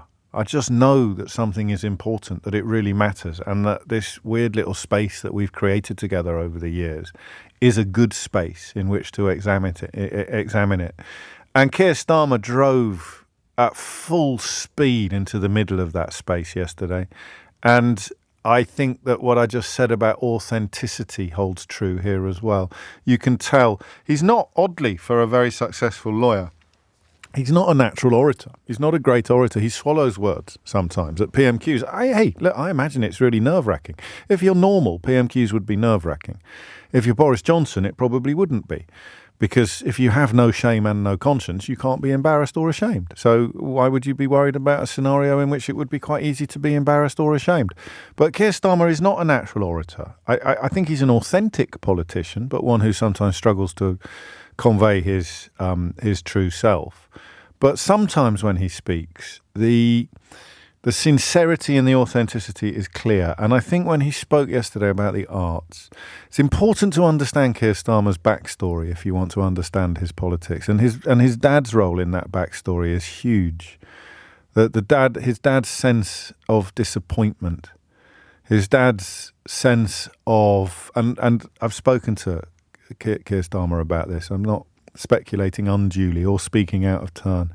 And I know that he regrets not having these conversations with his dad. I think the most poignant thing I've heard Keir Starmer say was about the scrapbooks. I didn't get that out of him when I interviewed him. I saw that somewhere else quite recently. And his dad never really said he was proud. Same sort of generation as my dad. Never said he was proud, but he would. He after he passed, they found scrapbooks in the attic. And he said something that I'll never forget. He said, I knew it was my dad because of the way they were put together. His dad was a toolmaker, as you probably know, a craftsman. So he had great skills in that kind of area. So everything was so like a draftsman's work. And he said, I knew it was my dad because of that. And he'd kept the press cuttings from his legal cases and the beginnings of his political career and couldn't articulate pride. A lot of people have fathers from that emotional background, that historical background. It's usually fathers, not mothers. And he couldn't convey it in person. Couldn't say, I love you, son, I'm so proud of you. But he could do it internally and collect the cuttings and things like that. So that's authenticity. And when he speaks about the arts, when he speaks about his first ever trip abroad being to Malta as a member of a youth orchestra, and I remember asking him about this, and he knew he wasn't good enough to make a career out of it. He was good, But to be a professional musician, even if you make it and you get a place in an orchestra, you need to be beyond good. You need to be among the best in the country, the best. And he knew he wasn't quite good enough, but he still loved playing the flute and he loved music. And and his background is crucial here. That the idea that the country has gone backwards. My granddad, my mother's father, who I never met, was essentially an autodidact. I mean, the culture that he imbued himself with. You'd go to night school. He just loved it. It was quite normal for working class people in the first half of this century to avail themselves of public facilities, libraries, but also night classes, schools, culture, orchestras, the Halle in Manchester, the idea that opera, or certainly that classical music was somehow the reserve of the elite, it's obnoxious if you look at history. And yet in Britain in 2024, there's three things that always really stick in my craw when they are described as middle class. One is books. Oh, that's so middle class. How did that happen? I mean, seriously, how did that happen? How did the idea that reading books is a socio-economic status-based pastime? It wasn't true in the 70s when I was a kid. You must always tell me if I'm suffering from in-my-dayitis, but I don't think I am. The idea that books are middle class, that's terrible. Food, the idea that good food, that when Jamie Oliver went on his mission against turkey twizzlers, he was somehow middle class and he was alienating working class mothers. How insulting is that? Absolutely incredible. And then the sort of mothership of those two observations is culture in general.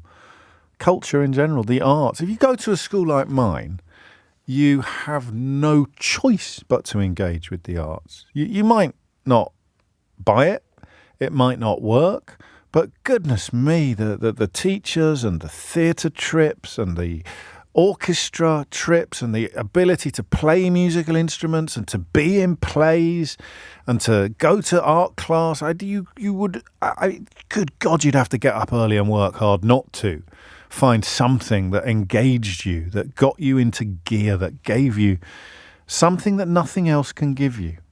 That's what Keir Starmer was talking about yesterday. So I'm going to play you that little bit of that clip again.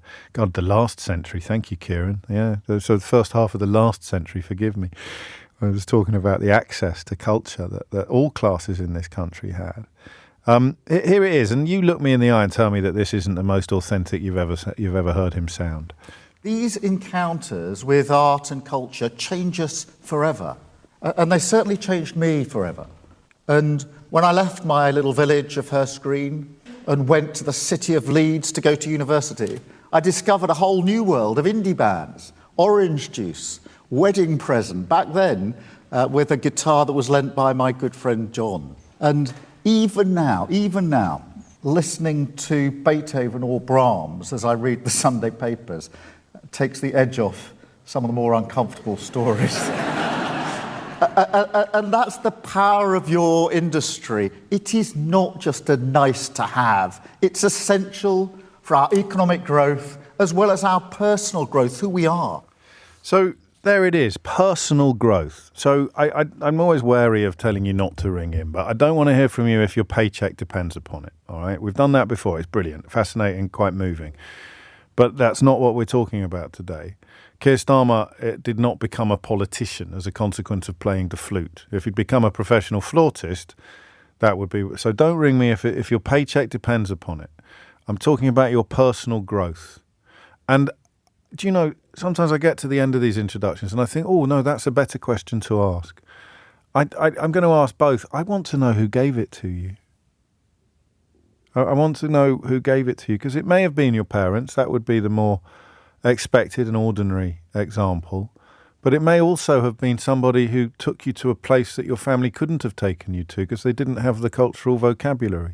And I don't mean a physical place necessarily. I mean who just introduced you to that thing that has proved so valuable to you for so long. Poetry, literature, art, music, whatever it is, theatre, opera, whatever it is. I want you to do two things. If I use the word Philistine and I pronounce it thus, instead of Philistine, would you know what film I've seen in the last month?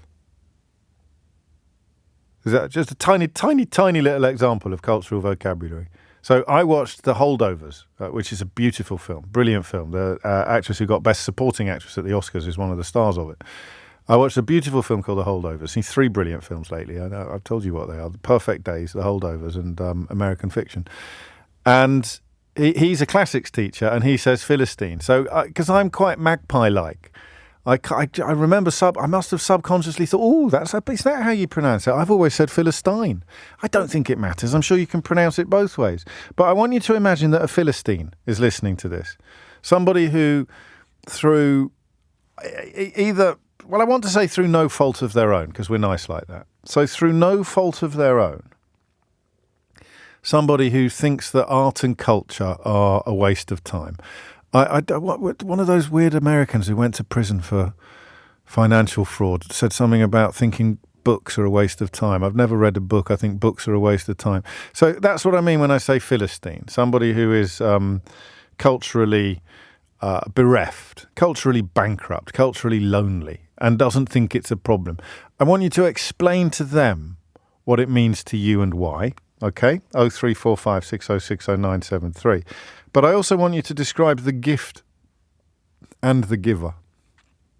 You look back now, March the 15th, 2024, you look back to 1994, 1984, 1970. Someone came into your life and gave you something, which decades later has grown into an appreciation for.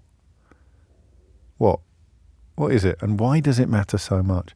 When Starmer uses the relatively anodyne phrase personal growth, I want you to make that phrase into a poem. And he says personal growth. What do you hear? What do you say? What do you know?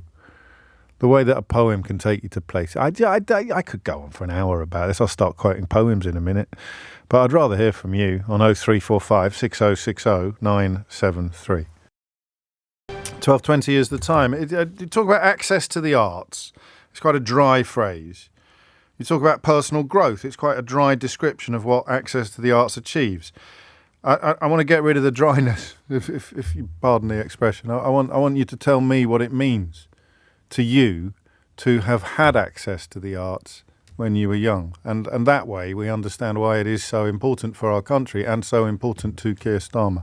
Steve's in Caterham to kick things off. Steve, what would you like to say? Afternoon, sir. Hello, man.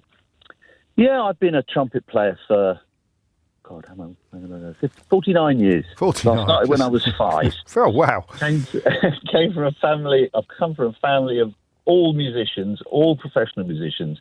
I'm the only one that doesn't do it for a living. So I'm the black sheep of the family. Ironically, my dad, who was an ex-professional, played the Superman theme, the first Superman film. How does that go? Remind me how that goes.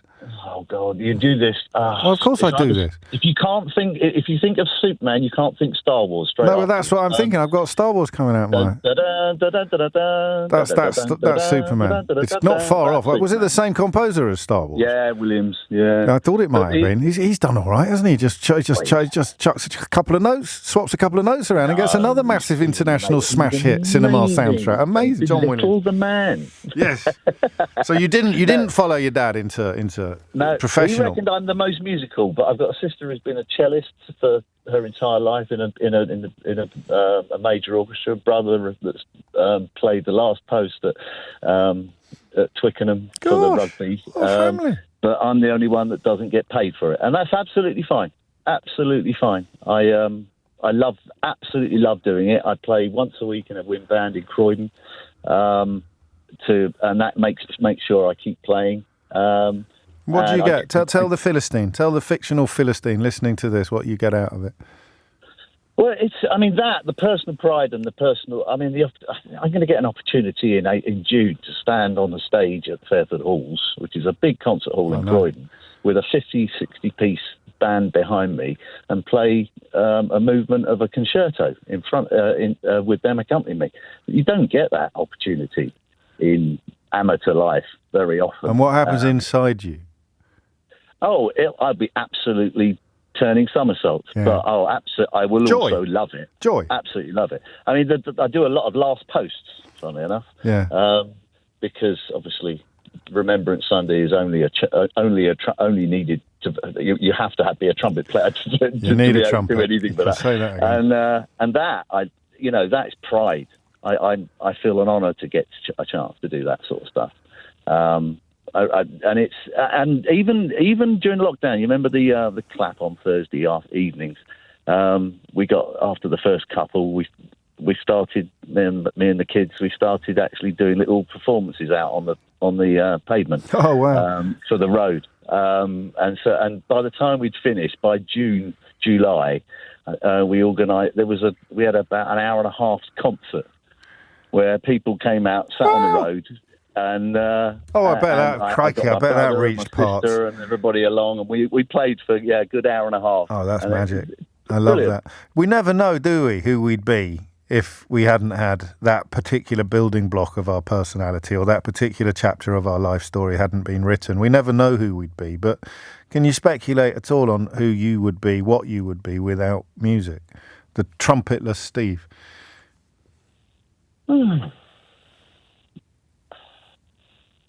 I think I'd probably feel less. I'd accomplish less in my life. Less fulfilled. Because I consider myself to be a half decent trumpet player, but in no way a professional. I'm a professional trumpet player. Should be able to play an entire concert, no matter what he's playing, and not even split a note. I don't mean play a wrong note, but not even split a note. My dad used to play 6.5-hour operas, and if he cracked one note, people would raise eyebrows. If he cracked one note 2 shows in a row, major eyebrows would be released. But for me, I haven't got the time to practice. I haven't got the ability to play that what well. You get out of it is worth its weight. It's priceless, right? Priceless. Absolutely. I wouldn't give it up. I mean, I've had problems with teeth and problems in the past that threatened to make me give up, and the thought of it just. Yeah, that's it, isn't it? It's like a limb or a gear or a. That's it. It's what which is a perfect start, Steve. Thank you. That's when are you at the Fairfield Halls? June. June the what? Oh, that's not fair. All right. Well, someone will dig it out. It's a beautiful space. I played the Fairfield Halls many years ago. It's a fantastic space. It really is. And what's really nice when you do little tours, and Steve will know this, is that backstage, the posters and some of the decorations go back decades. The Fairfield Hall's probably more than anywhere else. Like a sort of who's who of 1970s, 1980s TV stars who moved from variety onto television, which for some reason is where my heart lies in terms of light entertainment. And they're all there. It's sort of Dustin G and Les Dennis and Russ Abbott and Bob Monkhouse, Morecambe and Wise. They've all played there. And the posters are still there backstage. Magic, that. 26 after 12. Bev's in Waddingham. Bev, what would you like to say? Hi. Hello, Hiya.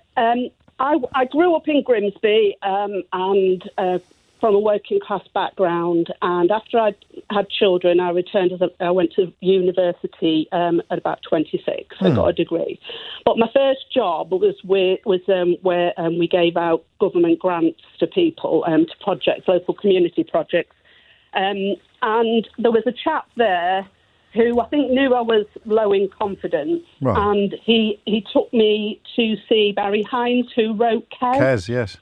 Yeah, and he was doing a talk at Sheffield University, and I can't emphasise enough the power that had on me, because I was a person that didn't do that. Working class people like me didn't go to that kind of thing. It just wasn't. Even though he is, perceived certainly as a working class author, it wouldn't have been a literary event. Wouldn't have been something that you thought was on your ticket. Absolutely not. But of course, I'd seen Kes and found Kes very powerful. But actually, hearing him talk about his new book and it just opened doors to me, or it told me that I could enjoy these kind of things. I would get something from going, to the theatre, and since then I get so much from the theatre. I mean, I love reading, I love film, but for me, theatre is just so powerful, and I come away from things feeling like it's had such an impact on me. That's magic, isn't it? And that's, again, none of us can answer this question. I asked Steve and I'll ask you, what would Bev be? Who would Bev be now without that moment in her life, without that little seed being sown that day that you've been watering ever since? I just wouldn't have been to the theatre like I have, and I wouldn't have seen the amazing plays that I see, and that wouldn't have broadened my experience and my perspective, because I think you get so much understanding from going to those kind of things. So the kind of me would have been probably very self-conscious still. I mean, I'm not saying that, there's not a little bit of that there, but the power of what that person Nick did for me, I've always, and I say I'm talking 20 years ago, if not more, but it just changed me so much, and I just so enjoyed it, and I just think, yes, you should and you can go to these, and it will make a difference to your understanding of other people. We should have had you lot. We should have had you and Steve and everyone else queuing up yesterday to do the case studies after Starmer had finished speaking, because access to the arts sounds a bit like a sort of slip road on a bypass, a town bypass, doesn't it? Access to the arts, A33, but you're describing it in perfect terms, Bev. Beautiful terms. Yeah, no, it's absolutely, and I go over. I don't know if you've heard of John Godber does plays. Of course, I have. Whole Truck Theatre Company. Absolutely, and they're amazing. I just love, and I've taken my grandchildren, and and I know that they think it's great. So passing you it on, see the ripple effect. Passing it on, and then they'll pass it on, and then everybody's life is improved, everybody's life is enriched, and of course by developing what you describe as understanding other people's perspectives or empathy or whatever you prefer to call it, the world becomes a slightly better place as well every time it happens. 12:30 is the time. Amelia Cox is here with your headlines. 12:34 is the time. Some incredible messages, some really, really emotional messages coming in on this question of the rather anodyne-sounding notion of access to the arts being anything but anodyne once it is applied to our real lives, our lived experiences. I shall share some of them with you and get back to the phone shortly. But first, we said we needed to remind ourselves to try harder on keeping up to date with developments in the war between Russia and Ukraine. And to that end, Phillips O'Brien joins us once again, the Professor of Strategic Studies at the University of St Andrews.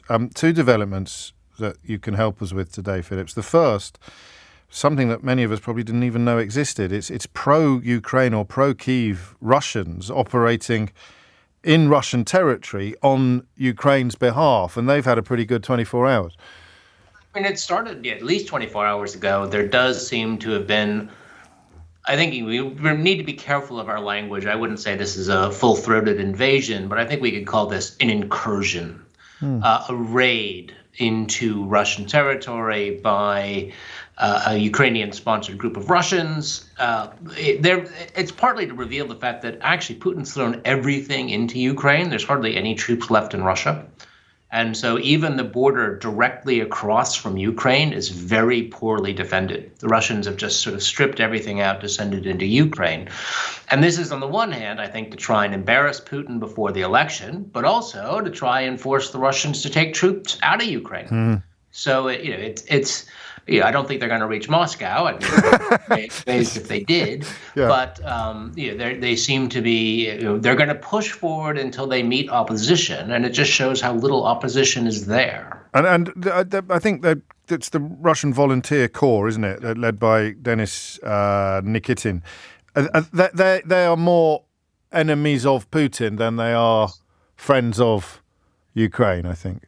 My enemy's enemy is my friend. Yes, exactly. In that way, I mean, these are probably not the most palatable people in the world, but they are Russian forces willing to go into Russia for Ukraine, and so the Ukrainians are going to say thank you very much because they don't want to launch a Ukrainian invasion of Russia.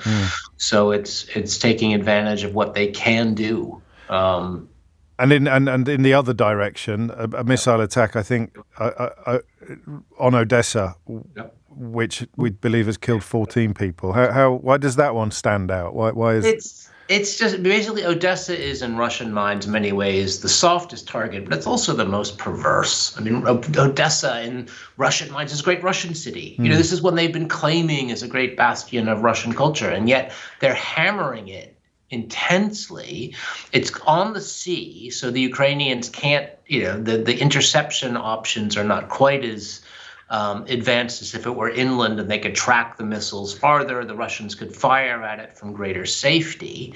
So it's in some ways a softer target for the Russians to attack, and it's pure terror bombing. I mean, this is terror bombing, and it might have been a double tap attack where you send one missile out, then wait for the services to come help those people, and then attack the same place again. And so you can kill the support services, the rescuers, and all of that. So it's a terror kind of bombing to make Odessa pay for not doing what the Russian government wants Odessa to do. So a punishment beating of sorts. Yeah, that's not a bad way of putting it, James. Finally, we've talked a lot about the direction of the move towards attrition, the early days of surprises and gains and failures long behind us now. What might we be looking for next in terms of significant events? Well, on the land, I mean, there's this real problem that until the U.S. decides what it's going to do, Ukraine is going to be relatively low on ammunition. It does look like the Czech effort to secure shells from anywhere around the world will result in something. So hopefully not the catastrophic issue that the Ukrainians were facing. But right now, if they do not get any U.S. aid or material U.S. aid going forward, Ukraine will have to rely on its partners to provide something to keep it going. And that means for the next few months, we certainly aren't going to see many Ukrainian attacks. The hope is that for Ukraine, the Russians continue their offensives and the Ukrainians can use this to try and create higher losses than they suffer. Okay. Phillips O'Brien, many thanks. Always, I don't want to say a pleasure, because obviously the stuff that we discuss with you is pretty grim, but it's always a privilege to benefit from your knowledge and learning. Phillips O'Brien, the Professor of Strategic Studies at the University of St Andrews. Before we get back to the phones, just a couple of these. Really powerful stuff. I'm quite emotional writing this, says Julia. At 7 years old, my daughter went through a dreadful depression. Her self-esteem was at an all-time low, and she stopped doing all her favourite activities, brownies, piano, ballet. She had very few friends, and she cried all day, every day. Eventually, she joined the school choir, and the wonderful teacher gave her one line to sing at the summer fair choir performance.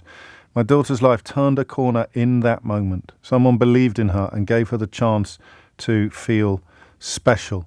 I am indebted to this lovely teacher who saved my daughter and inspired me to start my own dance business, where I try to give all children the chance to sparkle and grow in self-esteem. Hallelujah to Keir Starmer for recognising this. My daughter can't sing, by the way, but she can dance and now runs a franchise of the business. That's absolutely lovely. Andy's in Morden. Andy, what made you pick up the phone? Yes, hello. Good afternoon, James. Hello, 52 years ago, I joined my secondary school, and they had a choir there.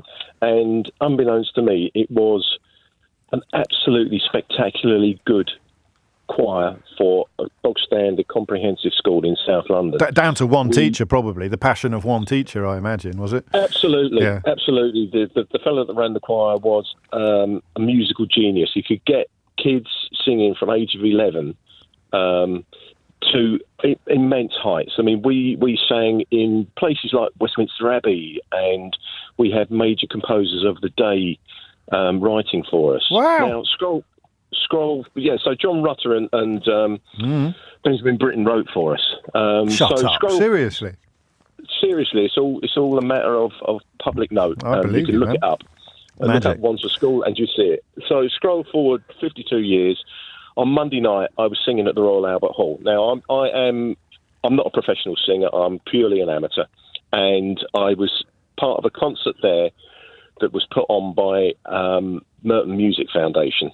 And the genius that was behind that was a lady called Sue Bishop. She's a force of nature, an absolute force of nature.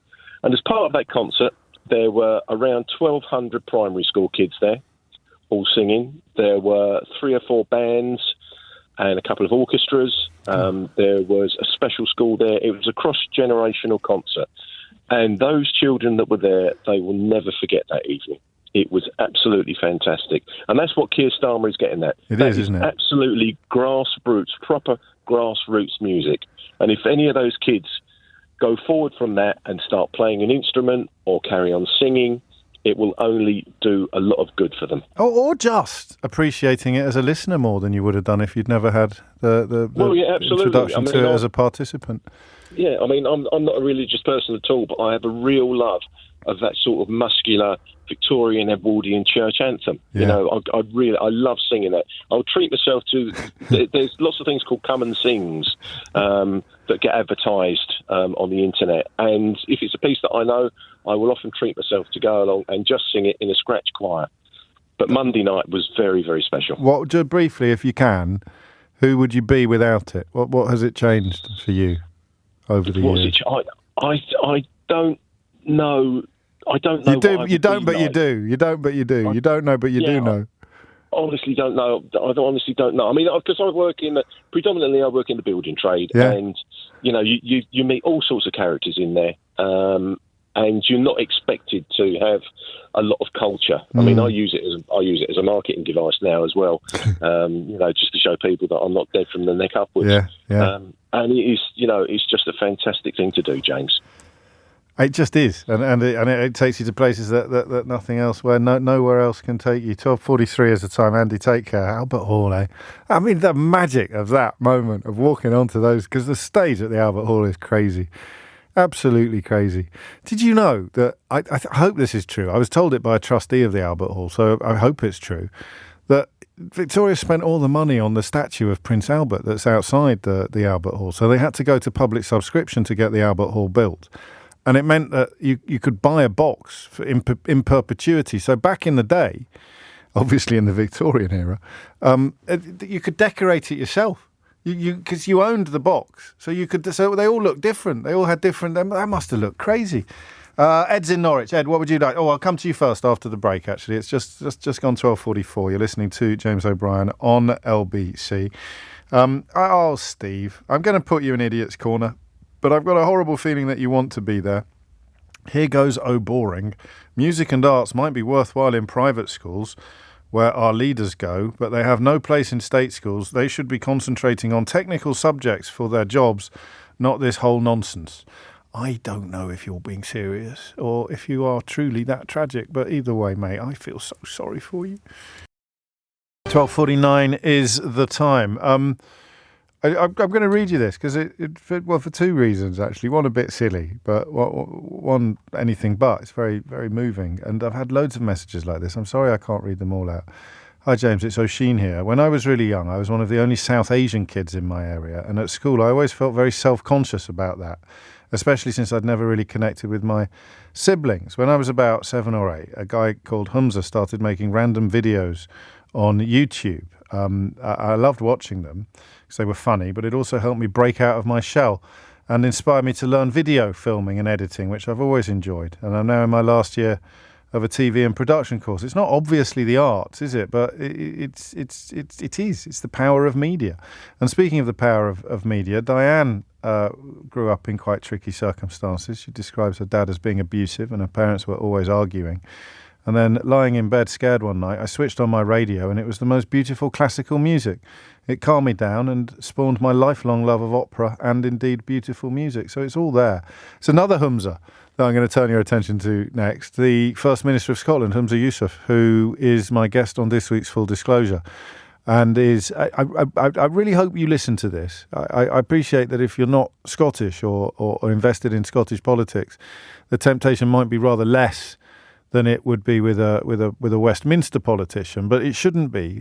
You know, the future of the United Kingdom is very much in play, and the SNP, of which he is, of course, the leader, as well as being First Minister of Scotland, are absolutely crucial players in that process. And also, he's really interesting. And I think probably achieved a new level of prominence when it emerged a few months ago that his in-laws were stuck in Gaza and struggling to get out during the Israeli offensive, and that inevitably constitutes part of our conversation, which you'll hear now. But the full hour, in fact, you can tell. I mean, no, you can't tell, because sometimes I'm feeling more professional than I am at other times. But we went over by quite a bit on this, so I think 5 to 10 minutes over the hour. And normally I'm quite good at keeping a close eye and just tailoring it. But I kept thinking of, I just want to ask him about that as well. It's a really interesting conversation that I hope you enjoy as much as I did. But here's a little taster of Full Disclosure with the First Minister of Scotland, Humza Yousaf. I presume your in-laws, Nadia's parents, Majid and Elizabeth, when they got trapped in Gaza, there was no question of trying to keep it quiet. It wasn't one of those situations that you could have kept a lid on, or did you have conversations about whether or not you would go public? We didn't say anything for the first couple of days. No.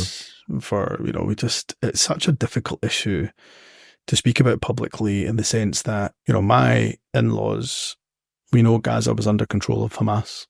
So if we, and of course there was no question of me criticising Hamas for and condemning their abhorrent terror attack on October 7th, but I also knew that could have an impact on them and their family. They could be targets.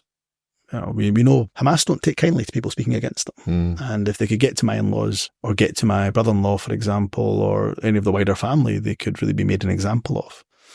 So there was that consideration. And then there was a consideration as well about actually, if you criticise the actions of the Israeli government, which again, to me, there was no question of doing, given the amount of civilian bodies that were piling up, continued to do to this day, then actually maybe we'll never get them out, because getting them out would require, I suspect, some cooperation with the Israeli government through the official channels. So there was always that consideration. But to be honest, after a couple of days, it was very, very clear that they were trapped and they were stuck, and we had to raise their voice. And actually, it was my mother-in-law who said, "You need to tell the world what's happening." Like she was describing the devastation and destruction in the first few days, and said the world has to know what's happening, Humza. The world still doesn't, in some ways, or this corner of the world. I'm not sure actually that's true. I think the world does know, because you and I have seen the news reports on 24-hour news. We see the social media. And in fact, to me, that makes the horror even worse. So we're watching, and we've seen video footage of unarmed men with waving white flags being shot. We've seen children so malnourished that they're practically skeletons and then die. We've seen the footage of hospitals being hit, refugee camps being hit, UN schools being hit. Well, we have, but I do wonder sometimes, particularly, I mean, I was looking at the Telegraph today, and they report some Conservative MPs criticising David Cameron for not being unstinting in his support of the Israeli government. No. And that's, to me, that entrenched position is the problem. That actually, what we should be looking at is the undeniable mounting death toll of civilians, women and children, undeniable, given the footage that we've seen of how many thousands have been killed. You can argue about whether it's this many thousand or that many thousand, but it's thousands that have been killed. It is 12:54, and that episode of Full Disclosure is available now wherever you get your podcasts. Back to the access to the arts, and I think our wholly successful attempt to render those words a little less anodyne, a little less dry. Quite a lot of moist eyes in the house today, judging by my inbox. Ed's in Norwich. Ed, what made you pick up the phone? This has created quite a lot of emotion, really. And going back to what your contributor said, Steve, I think he said something about that comprehensive shouldn't be doing anything of this nature. Well, I went to a comprehensive, and I really struggled at school to begin with. Yeah. And my two best friends decided that they were going to do free violin lessons. Okay. And I thought that if my mother found out that my two best friends are doing violin lessons, she's going to kill me. Because you're not doing them. If you're not doing them, she's going to kill you. Because I'm not doing it. Yeah. And it's a small place where I grew up. So I went, and my mates quit, and then I stuck at it. But it was actually the only thing I actually felt like I was good at. Really? It gave me absolutely. I mean, I really struggle, as I said, in lessons, particularly things like maths and the sciences and stuff like that. But then so I did it for about a year and a half, I think, and I did my grade 1. But it gave me a boost of confidence. That's the thing, and I learned how to read music. And then I started getting into coming up to GCSEs, and I thought, you know what I'll do for my GCSEs is I'll build a guitar. God. So I built an electric guitar. And then I thought, well, I'll do this for a living. I'll start building guitars, and I'll go to somewhere like to do a musical instrument technology course. But by that point, I built a guitar, and it then led me into a route of engineering, and so that became the foundation of me, really, because it wasn't for those free lessons. Then to get into music, then I wouldn't be where I am now. Do you know, I'm 52 years old, and something I heard a lot in my childhood that never made sense to me just made sense listening to you. What's that? It's madness, mate. So I went to quite an expensive public school, which my parents couldn't afford, but that's a different story. And it was often said that the difference between this school and other schools, comprehensive schools, is they will find something. Every boy will find something that he's good at.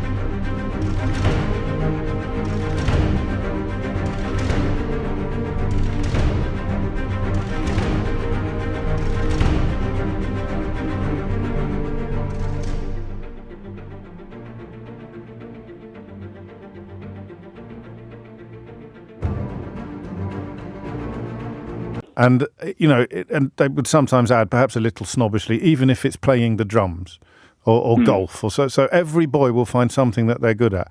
But listening to you, I was good at quite a lot of stuff, so I always thought that was a bit stupid. I didn't really understand what that meant. And now I do. I just get it. That's exactly what you've just described. They find something that you're good at and your whole life changes. Yeah, absolutely. And I think, this I feel like this sort of current cohort of government is that they kind of want you to shoehorn people into the academic kind of the physics, the chemistries, and all of that. If they can't put money on it, if they can't put a monetary value on it, as in employability, then they don't think it's worth anything. But they're overlooking the fact that actually I came through into engineering and become an engineer as a result of that through an avenue of art, and it was free. And the other thing is that, I didn't come from I came from a sort of a comfortable background. Sure. My parents were professionals, but, I could have, that exposure into that was just the ignition that I needed. But I never even had any anticipation that would have been the thing it was. And I probably didn't even know that at the time. I love that word, ignition. I think that's the perfect word to use. It ignited something that you didn't even know was there. Indeed. And it's still there now? Absolutely. Still burning? Oh, absolutely. Oh, yeah, absolutely. I play, and I'm not much of a violinist anymore, but I moved it into, because you couldn't play Metallica on a violin, so... so that, you can actually now, but it's a bit more fashionable, but back then you couldn't. So, yeah. Guitar, all day long. Playing the guitar is all day long. You take care of yourself, mate. That's a perfect conclusion to this conversation. Apologies to Johnny and to Max and to Mike and to Shane and Erin and others. That's an absolutely extraordinary conversation. I enjoyed that so much. Thank you. That is it from me for another week. We'll be doing it all again on Monday morning from 10. If you did miss any of today's show, you can listen back on Catch Up on Global Player, the official LBC app, where you can also pause and rewind live radio. So download it for free from your app store or just go to globalplayer.com.